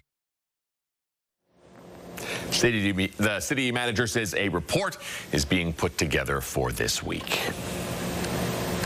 Well, Daryl, Regina's executive committee meeting Wednesday for their final meeting before the budget deliberations. Yeah, despite that budget forecasting a 15.69% mill rate hike hanging over City Hall, property taxes not on the agenda yesterday. Donovan Mace has more. The city continues to search for new ways to address derelict properties across Regina. Our administration has changed its enforcement approach. We now prioritize properties in the worst conditions, those considered derelict. This shift has led to more demolitions of unsafe, derelict buildings. Administration says 45 such properties have been demolished so far this year, with more planned. But the city may go even further. That actually diminishes the capacity to advance other plans. And what we found is that this rate of return is better than something functional. Last year, former city councillor Andrew Stevens presented a motion asking administration to create a new property tax subclass to penalize those who own derelict properties, following an idea first modeled by Edmonton. There's a lot of variables when it comes to nuisance properties, and in particular the broader neighborhoods that they are. So this is one component that would feed into a broader strategy in terms of revitalizing a neighborhood neighborhood. But the next step is filling those sites with something new. Historically, there had been lots of criticisms and concerns about how things were so slow and so bureaucratic. We want to be open for development and for business. We have moved the needle significantly over the last 3 years in this regard. Since 2020, 47 sites, which sat vacant for more than 2 years, have seen new development. And Mayor Chad Baczynski says the two issues work together as the city works to ignite intensification citywide. If you're addressing both of them in tandem, I think you're going to have a better success rate overall in achieving removing those derelict and nuisance properties and moving more towards infill and revitalization of areas. Now the city plans to continue with its demolition of derelict properties with the possibility of creating that new property tax subclass for such properties in the new year. Donovan May, CTV News, Regina. Saskatchewan Ministry of Highways reminding you to be safe on the roads this winter. Drivers should be extra cautious when driving behind a snowplow. They give this message every year. Give those machines ample space and never pass on the right-hand side. That's where the blade is, right? That makes sense. Road conditions are available 24/7 through the highway hotline on their website, the app, or by calling 511. It also shows the location of those plows in real time. Don't be passing on hills and curves and intersections, and I know there's people out there doing it because I see it every day, so I just want to remind people that those rules still apply in the winter. Even if the snowplow is still in your way, just wait for the right time to pass. Plow operators try to let you pass every 10 to 15 kilometers as long as it's safe for them to do so. Environment and Climate Change Canada have launched a new color-coded tiered weather alert system. You may have noticed, instead of stating the weather hazard and alert type, new alerts will now also include a color level. Yellow for hazardous weather, that's on your maps right now in terms of fog. Orange for severe conditions, and red for very dangerous or life-threatening weather conditions. Officials say the new system is a move toward more impact-based alerts as opposed to threshold-based forecast. Dense fog in the Regina area yesterday forced an Air Canada flight to divert to Winnipeg. Air Canada said the flight from Toronto to Regina had 137 passengers on board when it was forced to make a U-turn by foggy conditions late Wednesday. The plane sat in Winnipeg until weather improved, allowing it to fly to its original destination later in the day. We're constantly checking with Nav Canada on the visual range, and we're hoping that it'll continue to improve over the day so we can see some more departures on time and arrivals on time. According to YQR's list of arrivals, a WestJet flight from Edmonton was also diverted, and others faced a couple of delays. A couple of delays in Saskatoon this morning there on your screen. Let's get to Kayleen Swansky in the Weather Center to see how long this is going to last. Well, remember just a few minutes ago when we were saying that conditions were improving with that fog? Well, visibility has gone back down again, fluctuating a bit this morning. So definitely take care out there if you are heading out the door. Regina right now, we're at 0.8 kilometers for visibility. Saskatoon 1.2, so that has slightly improved in Saskatoon. North Battleford has stayed the same, 0.6 kilometers. Swift Current currently at 0.4 kilometers. Also, if you're waking up with us in Kindersley this morning, that's actually where we're seeing the worst visibility right now. Again, take care on your commute this morning. -12 to wake us up in Regina. Winds, not really a concern out there this morning. In Saskatoon, -9. Still seeing that fog, as we just mentioned, although things have been improving slightly for Saskatoon. And we're also going to be seeing that cloud cover into the afternoon hours as well. Let's take a look at the futurecast now and talk about that weather system that's making its way in from northern Alberta. There, we're going to be seeing some flurries to start the day start the afternoon rather, and then into those overnight hours we see that tracking down towards the south. This is at about 2 a.m. reaching Prince Albert now, reaching Saskatoon by tomorrow morning. This is at about 9:45 a.m. and then down through the south also into the afternoon hours. So Regina going to be seeing some flurries tomorrow afternoon, Swift Current, and then of course down through Estevan as well into those overnight hours. Be prepared for that tomorrow. How much snow, you might be wondering? Well, by about 6 p.m. tomorrow, Battleford's seeing about 3 centimeters of snow. Saskatoon about 2 centimeters throughout the morning tomorrow. Swift Current 2 centimeters.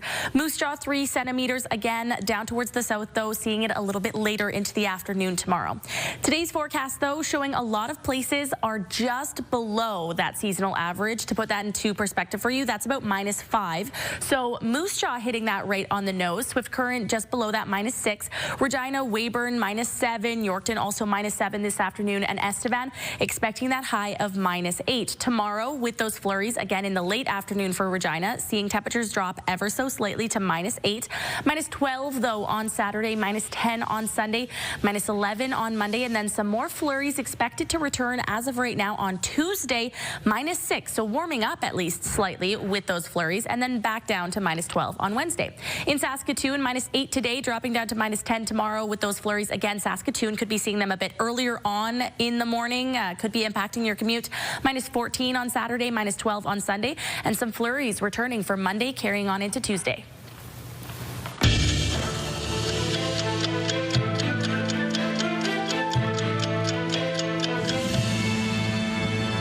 Let's take you back to November 27, 1989. The Congregation of Christian Brothers closed the Mount Cashel Orphanage for boys in St. John's during a judicial inquiry into cases of child abuse. November 27, 1999, Helen Clark became the first elected female Prime Minister of New Zealand. And November 27, 1978, San Francisco's Mayor George Moscone and City Supervisor Harvey Milk were assassinated at City Hall. It's dark today.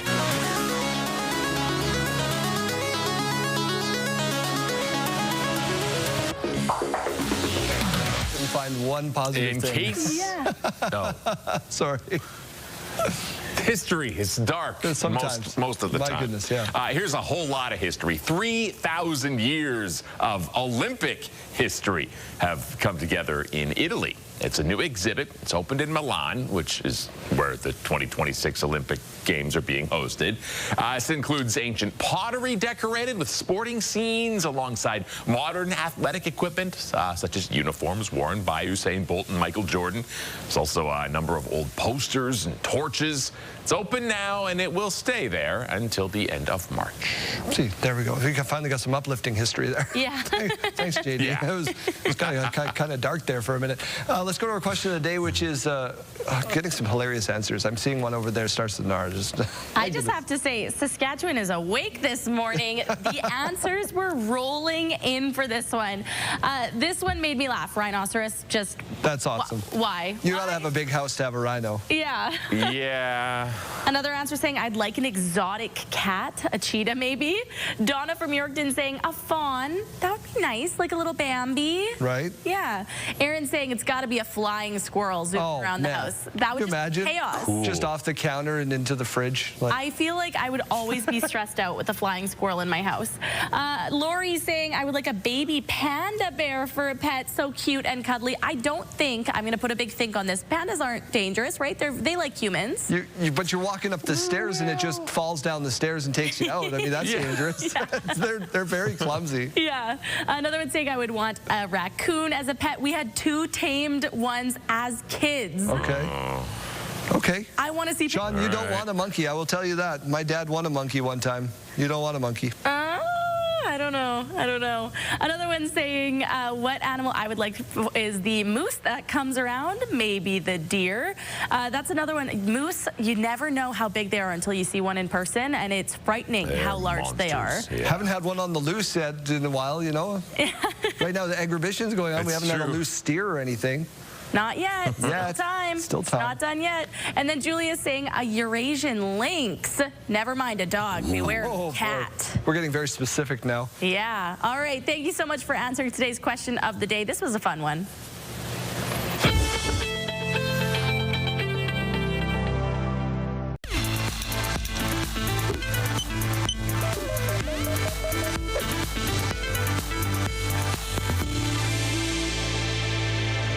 If you start your day with coffee, you might be doing your heart a favor. Researchers are suggesting that it might also protect against atrial fibrillation, a common type of abnormal heartbeat that affects over 10 million adults. A small study from the journal JAMA found that indulging in a daily morning brew helped lower risk of recurrent atrial fibrillation by nearly 40%.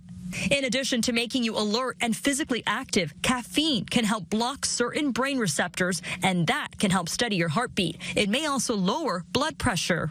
But hold the espresso shots and energy drinks for now. The study only looked at moderate coffee use, not a caffeine overload, and not products with other ingredients. So it seems you can enjoy your AM caffeine fix without worrying it might affect your heart. That said, always ask your doctor before significantly changing your diet. With this Medical Minute, I'm Melissa Adon. Health Report, brought to you in part by Saskatchewan Blue Cross, protecting your health since 1946. Let's say hello to Mike Siona one more time this morning, rocking that vintage co-op toque again. Mike. Well, the gift of full service, that's what we've been talking about all morning here at Saskatoon Co-op. We are at the Stone Bridge Gas Bar with Trevor Williams, who's the manager here. And what a great initiative. We've talked about the community-centered approach that you guys take here at Co-op, and the giving continues from now until the end of the month. You've got gift cards in your hand. How does it work? You buy a $50 gift card, and then you just enter your name in for a chance to win a $1,000 gift card that'll be drawn at the end of the year. So, you know, money's tight this time of year for a lot of people. That $1,000 can come in handy. So I love that. And then the cool thing about the gift card, I mean, you could gift it to somebody. You could even gift it for yourself. I mean, there's nothing stopping you from buying a $50 gift card and then going and throwing $50 of fuel in your car. Fuel, grocery, liquor, home center, you know, we can use it at any of the commodities we have with Saskatoon Co-op. So fantastic. I love it. You can even use it to buy one of these retro toques or the hats. You guys have let's just talk about that, because we so much cool retro merchandise and different merchandise here. Yeah, this year our team over there came up with, working with Hard Press, they came up with some pretty cool swag. The toque and the hoodie are made by Hard Press, and love it. It's just going back to, you know, the old days where life was good and a lot simpler, but everybody loves their retro gear. So for sure. And another opportunity and an example of that local community partnership, partnering with Hard Press, as you say. Saskatoon Co-op is where you need to be from today until the end of the year. That the gift card promo is on. Somebody's going to win a $1,000 gift card just by buying a $50 gift card. And of course, there's the nomination side of things that we talked about a little bit earlier, and you have till December 12th to nominate a deserving individual in your community as we are talking about the gift of full service.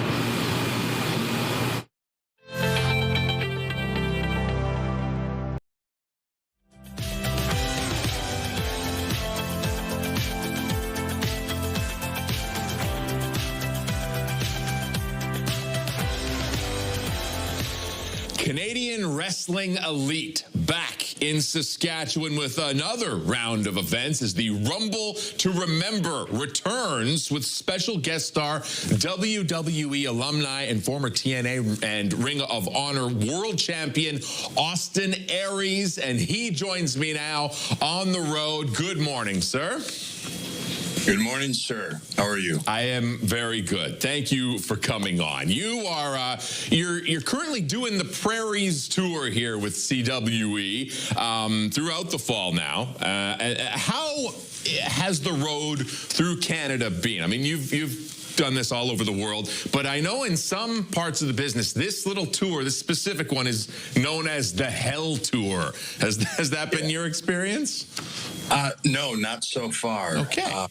I've definitely, I'm very seasoned and well-traveled, but have not done anything of this length. I think we're doing 23 shows in a row. Yeah. Different town every night.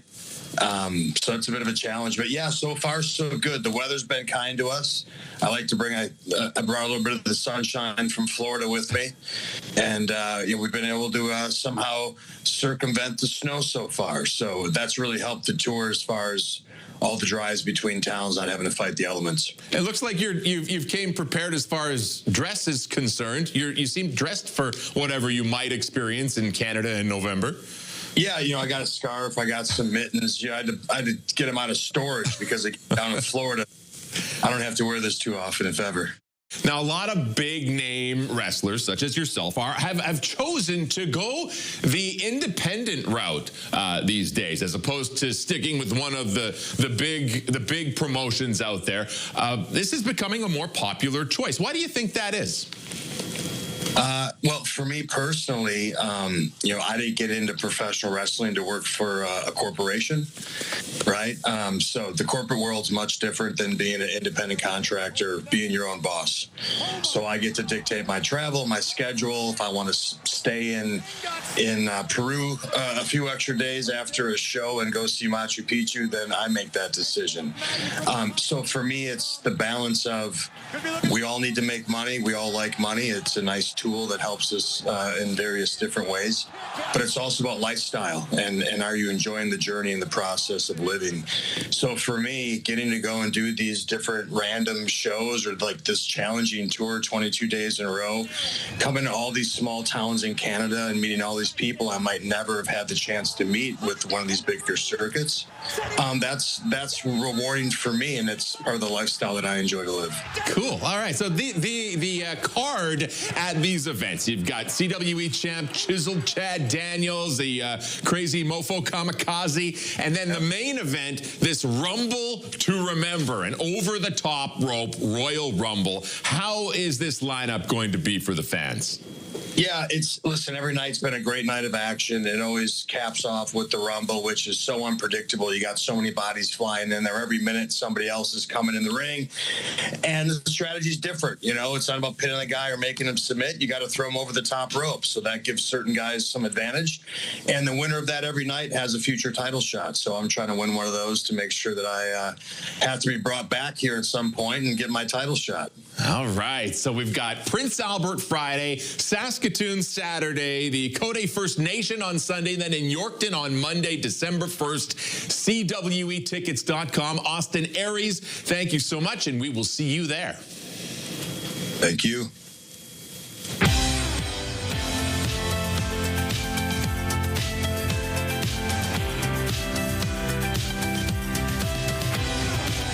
On your morning, and we start with this. The federal government is hoping its gun buyback program for recently prohibited firearms can help tackle gun violence.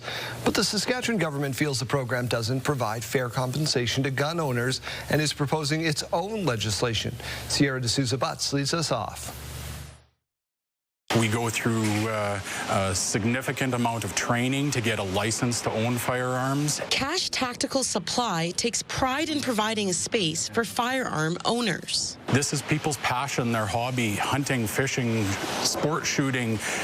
Everyone, they love the outdoor space. However, since Canada's assault-style firearms compensation program started in 2020, the Regina business continues to feel the effects. We've had to take inventory that we've paid for off the wall, and that's a sunk cost to a business. The federal government is looking to extend its buyback program, providing financial compensation to gun owners who submit their firearms in an effort to prevent gun violence. The province is pushing back by amending its own Firearms Act, proposing that anyone who seizes a gun under new federal laws must pay the owner fair market value set by the Saskatchewan Firearms Commissioner.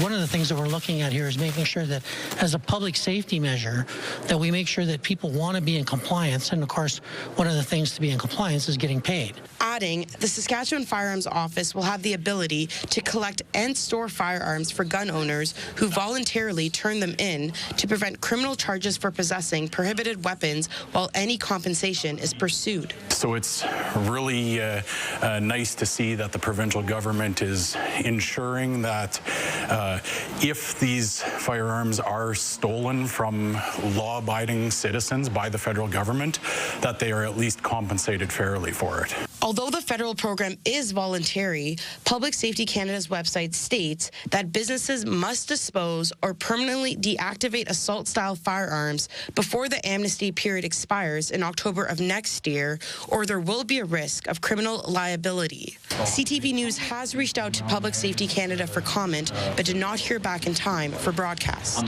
Sierra D'Souza Butts, CTV News, Regina. We turn to drought-stricken farmers from southwest Saskatchewan at the Legislative Building yesterday seeking help. Wayne Mantica reports. It was another year of poor crops in southwest Saskatchewan near the Alberta border. Some farmers reported yields of only 10 bushels to the acre. It's a drought that has lasted for 9 years. I have one section of land. I did 6 rounds of herbicide on it, still collected crop insurance on it. I would have been way better off to not even seed that field. Farmers from the RMs of Big Stick, Fox Valley, and Richmond went to the legislative building to seek changes to crop insurance. They say the program isn't designed for multiple years of poor crops. So crop insurance, basically how it works is every year you claim, your yield average drops. So let's say I started out at 30 bushels per acre and I had a claim, it would probably drop for the next year, and it continues on a downward spiral. The NDP made the farmers' case during question period in the legislature. Mr. Speaker, these RMs have been devastated by years of consecutive drought, and the current crop insurance programs, they simply don't provide the supports that are needed. The government says it's willing to listen, but believes crop insurance is working.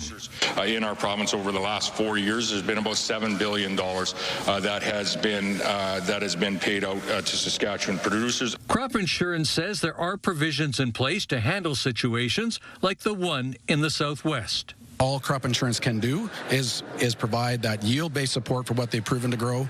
Yield cushioning does support that. There is other programs available like agri-stability. The producers predict that 2026 could be a make-or-break year in their region. They say that if the drought continues for a 10th consecutive year without changes to crop insurance, at least half will go out of business. Wayne Mantika, CTV News, Regina. A number of Sikh artifacts were on display at the legislature yesterday. The collection includes a few decrees, daggers, a fan, a shield, a sword, and a prayer book that illuminates when exposed to candlelight. The artifacts represent every major event in Sikh history from 1614 to 1710. Artifacts who reminds our history, our culture, and also some hukamnamas from gurus and gurus lesson to small kids, to encourage them to learn Gurbani and Punjabi, and they also have handwritten scriptures from 17th century, like that reminds our gurus memories to us. The keeper of the collection is responsible for taking care of more than 150 artifacts that have been passed down through his lineage. A dog taken from the Yorkton SPCA this week remains missing after a break-in at the organization's facility. Now, the SPCA says that the intruder cut through the fence, smashed the locks, and may have climbed through a doggy door to get into the building. The missing dog is 1 year old. It's a shepherd cross named Coda and is neutered and microchipped. The SPCA says they're worried for the dog's safety and hoping he'll be brought back. There, and nobody acquires an animal through Gilgot Gains. That's not the way you go about it. If you're a good owner, you contact the shelter or the rescue that you want the animal from, and you make arrangements to come and see him. The RCMP currently investigating the break-in. If you have any information, you're asked to call police or Crime Stoppers. Yorkton's new fire truck has a cool new name. Meet Truck Norris. He was given the ceremonial push into the Yorkton Fire Hall yesterday. Truck Norris has a price tag of $980,000 and is going to replace the previous engine, which served the community for 25 years. Specifically for wildland, it has a high-pressure foam system, which is really beneficial for us. It allows us to attack fires a lot more aggressively and have a longer-lasting impact when we do put a fire out so that it doesn't rekindle. Truck Norris was selected out of 60 submissions. Students at a high school in Saskatoon launching their own sustainability campaign and hoping grocery stores and the community at large will listen. Carla Shinkaruk with what they're saying. I see you've got a pretty cool picture on your envelope. In this small classroom, some big ideas are being taught. This one is about responsibility and the power of young voices coming together. If we learn it when we're younger, then we can continue to do it as adults. And what these grade 3-4s are learning is how to protect the environment, one plastic bottle at a time. If there's too much garbage, the ecosystem and a lot of plants and animals would go endangered. Their teacher came up with the assignment to have students develop a campaign to take to grocery store managers. It's about empowering these individuals at a young age to start thinking mindfully about their actions and how they can bring about change in the communities. They hand-delivered letters asking the managers to create refill stations for items like soap or sugar. To add a section in the store for customers to refill the containers. So then they could refill their bottle every time that they need more instead of buying more bottles, which makes more plastic. Their pitch also included asking stores to purchase fewer items in plastic containers or wrap. How's your letter coming along? Even at their age, these students know that change isn't easy, but can be possible. Give it a try. You may like it, you may not, but you just gotta be flexible and try it. They're the ones that need to have a voice and be able to articulate the needs that need to be brought about so that we can have a more sustainable future. So while this may be classroom work, it has the potential to extend far beyond these walls. Carla Shinkirk, CTV News, Saskatoon. Okay, Matthew's awesome, first and foremost. Let's get to the next story, which is a standout from the University of Saskatchewan, signing with your Saskatchewan Roughriders. Extra protection for Gonzalez. He's in trouble, and Hundeby sacks the Montreal quarterback. Seth Hundeby, a linebacker, joins the team after his senior season with the Huskies, which was capped off by winning the President's Trophy as the most outstanding defensive player in the country. At the pro level, Hundeby has already been taken by the Rough Riders in the 4th round of the 2025 CFL draft. Prior to joining the Huskies, he played for the Saskatoon Holy Cross High School.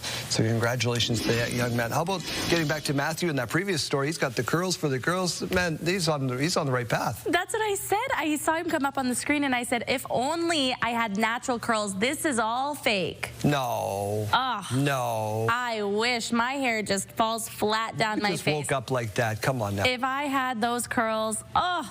Well, let's get over to the Weather Center here, though, because we're talking about the fog this morning. Of course, conditions have been fluctuating a bit this morning. So the current numbers that we're seeing out there right now, Regina, 0.8 kilometers for visibility. Saskatoon, 1. That has gone down slightly from the last time we checked.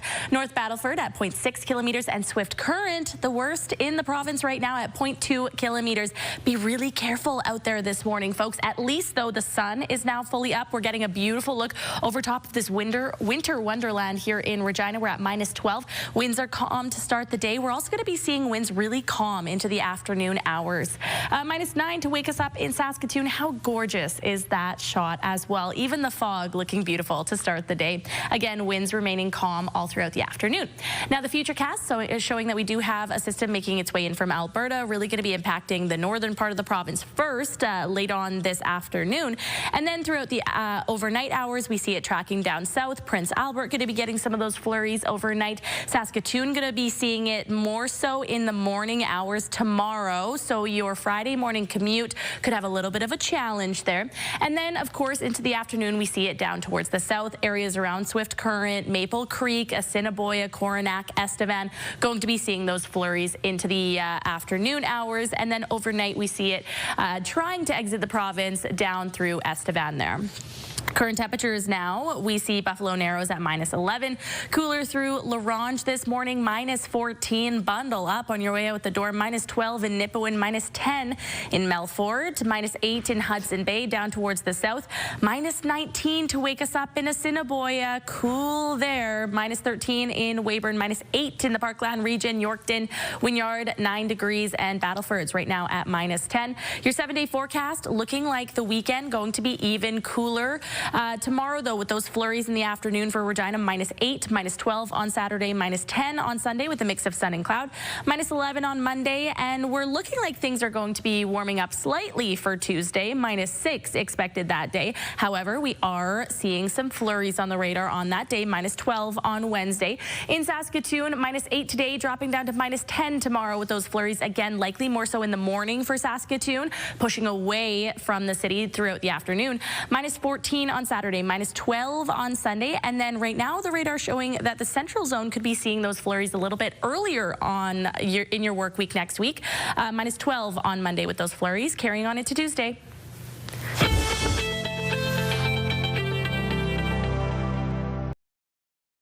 Well, what are the holidays if not a baking bonanza? So who better than Renee Coleman from Sweet Sugar Bean to welcome. Renee, we know canola oil is a great substitute for baking, but how do we convert it for our recipes?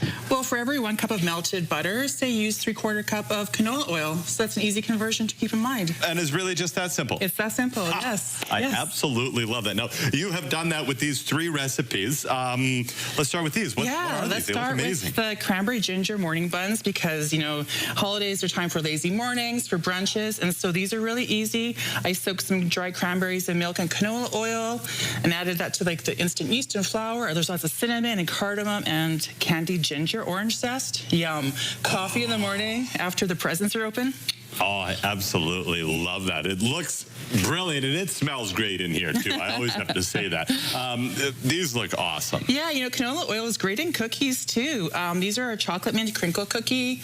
You just mix together the canola oil and sugar, add in some melted dark chocolate, mint extract, flour, and you chill the dough for like a couple hours. You scoop them up, dip them into some icing sugar, bake them, and they get all crinkly and pretty.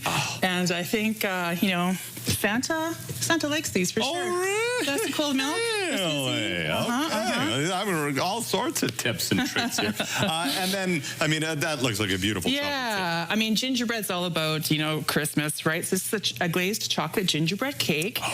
So molasses and those warm spices join forces with some dark chocolate and cocoa powder, and it's just a really great cake. Those warm spices, it smells amazing, and it's easy. Just 2 bowls. Yeah, no stand mixer involved. That's really cool. Now, to the untrained baker, of whom I'm probably chief, I'm like, well, you can use canola oil instead of butter. But, I mean, I don't know what I was expecting, but maybe I wasn't expecting this. I mean, the great thing about canola oil, it's so versatile and affordable, right? And I mean, chances are you have in your cupboard, and it's like, you know, midnight, you want to bake, you have canola oil, you can bake. So, speaking from experience, I'm a midnight baker. So, well, hey, when the urge strikes, I mean, you got to do it, right? And I mean, this is the season. It's like, I don't know, like the great cup of baking, right? Christmas. It's true. It's true. The bakers, they love baking this time of year, and even like the novice bakers, they want to do something for their friends and family, and these recipes are all really easy and versatile, and yeah, really straightforward. Anyone can do it. Very, very cool. Well, thank you so much for a couple of minutes. There is more magic from Renee at Sweet Sugar Bean on your social media channels, and then you can find these recipes and so many more at hellocanola.ca. Just click on the recipes tab or type them in to the search bar. Thanks for a couple of minutes. Thank you.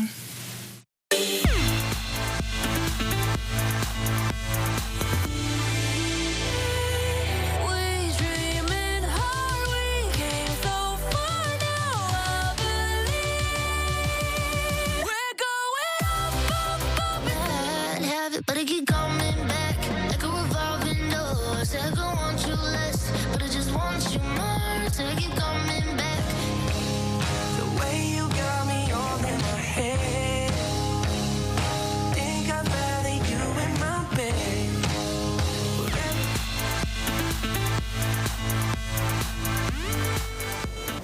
Let's make our way back over to Janelle Pye down at a local business in Regina, aiming to make a positive difference in the community.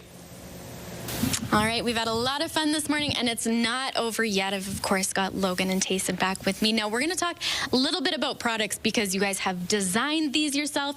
They're beautiful pieces, so let's talk about it a little bit. Yeah, we've been getting better at where we get our stuff from. Our quality's just been increasing since we started. I mean, there's been people out there who've been supporting us since we started when our quality was not very good, but now it's up there with your favorite brands, and we couldn't be more excited to be donating 20% of our profits to mental health and suicide prevention as well, on top of having this great quality clothing. Incredible. So, Tayson, walk us through some of these pieces here. Show us what you've got. You can tell us a little bit about them, Logan. Yeah, so on all of our pieces, we usually try to put a positive message that whoever reading it could potentially make their day, or just give them a gentle reminder whenever they don't feel like they need to be kind to their mind, or they feel like they're not loved, they feel like they don't matter. We strive that all of our clothing can give them that message when they're feeling down. Incredible. Well, those are fantastic pieces here. You've also got a sweater. Bring that up. Show us that. All right. Who wants to tell us about this one? So on the front here, we got a little turning point here, and then it says you matter right here, and then we go to the back here, and it again says turning point. You got a little happy sunflower there, a little positive message. It says you are loved more than you know. I think that's something important everyone should really know. So, and if he grabs one of the T-shirts again, I can tell you guys a little bit about our main logo here. Shout out the graphic designer for the Riders. She made this for us when we were in grade 12, and I mean this is especially huge because of the big win for the Riders.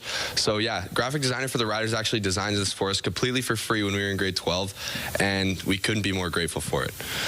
Her name is Angela Bailey. So, shout out Angela Bailey. This is the logo right here that she made for us, and we love it. Been using it ever since. So. Oh, well, these are beautiful pieces. This is fantastic. I really appreciate you both having us down here this morning. Thank you so very much for this. Yeah, thank you guys. Absolutely. That wraps things up for us here this morning at Turning Point.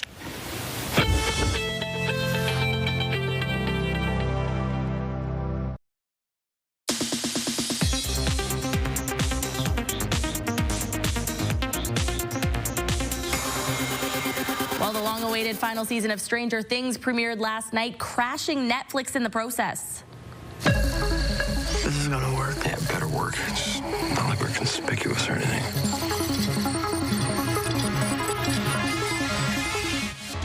We have a plan. Within minutes of its release, the service was down for viewers around the world, with upwards of 14,000 reports of outages. Stranger Things Season 5 releases in 3 parts, with the first streaming now, the next on Christmas Day, and the last on New Year's Eve.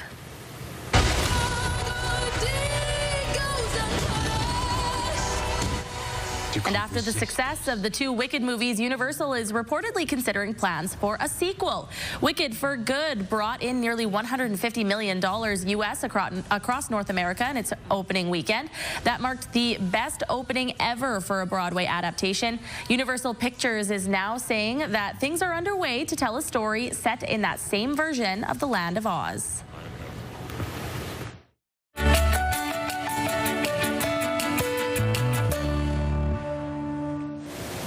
Nowadays, it can be a challenge finding that special someone. Yeah, but that doesn't mean that you can't find true romance, whether it's at 30,000 feet in the air or even before your flight ever gets off the ground. Here's ABC's Sophie Flay. What if you turned your holiday travel delay into a date? That's how one matchmaker suggests making the most of your trip to the airport. The airport is hands down the best place to pick up singles because no one expects you to pick them up at the airport. And that turned out to be the case for one woman from LA. I was very late to the airport, which is not a dating strategy that I recommend, but it worked for me. TSA is set to screen 18 million flyers across the nation over the holiday period. And Olana DiGirolamo credits the kindness of one TSA agent who helped her skip the line to get to the gate on time, which is where she met her husband 12 years ago. We started talking, and I said, "Oh my God, did you miss your flight too?" And he was like, "No, I'm on my 3rd cup of coffee," and it was the absolute opposite of my experience, which I also think had something to do with how we connected, because it was the least likely thing you could imagine. She says they talked the entire plane ride, and when their wedding planning got interrupted by family health issues, they decided to tie the knot the way they met, by saying "I do" in the friendly skies. So instead of packing another nice outfit into your suitcase, matchmaking experts suggest wearing it to the airport instead and get there early, not just because of the long lines, but because of who you could meet. People have a lot of time on their hands. They're eating, they're listening to podcasts, they're reading the newspaper, magazines, etc. Go sit beside the person that you want to talk to, make eye contact, and small talk. No one expects to be picked up, and people are way more open to conversations at airports than outside of airports. Sophie Flay, ABC News, New York. There you go. You can just wait around the airport and find true love. That is ridiculous. Easy peasy. Oh, JD, Come on, the people you see in airports, I'm going to make eye contact with you. I don't think so. That is the best people watching to go to the airport. I love going to the airport early. He is the guy in the Hallmark movie, right? Oh, right? yeah. He's dark, he's brooding. He doesn't, But he's already found his true love's love. never going to work. Boom, small town. Next step, he's going to be saving a festival. Well, he's already found his true love, though. We can't have him be the star. Yeah, he's one of the side characters. His wife or his soon-to-be bald eagle pet. Right? That's right. What was the bald eagle's name? Yeah. What's the name again? Yeah, right. That's Zor. Yeah, crazy. Time for Sidebar. Yeah.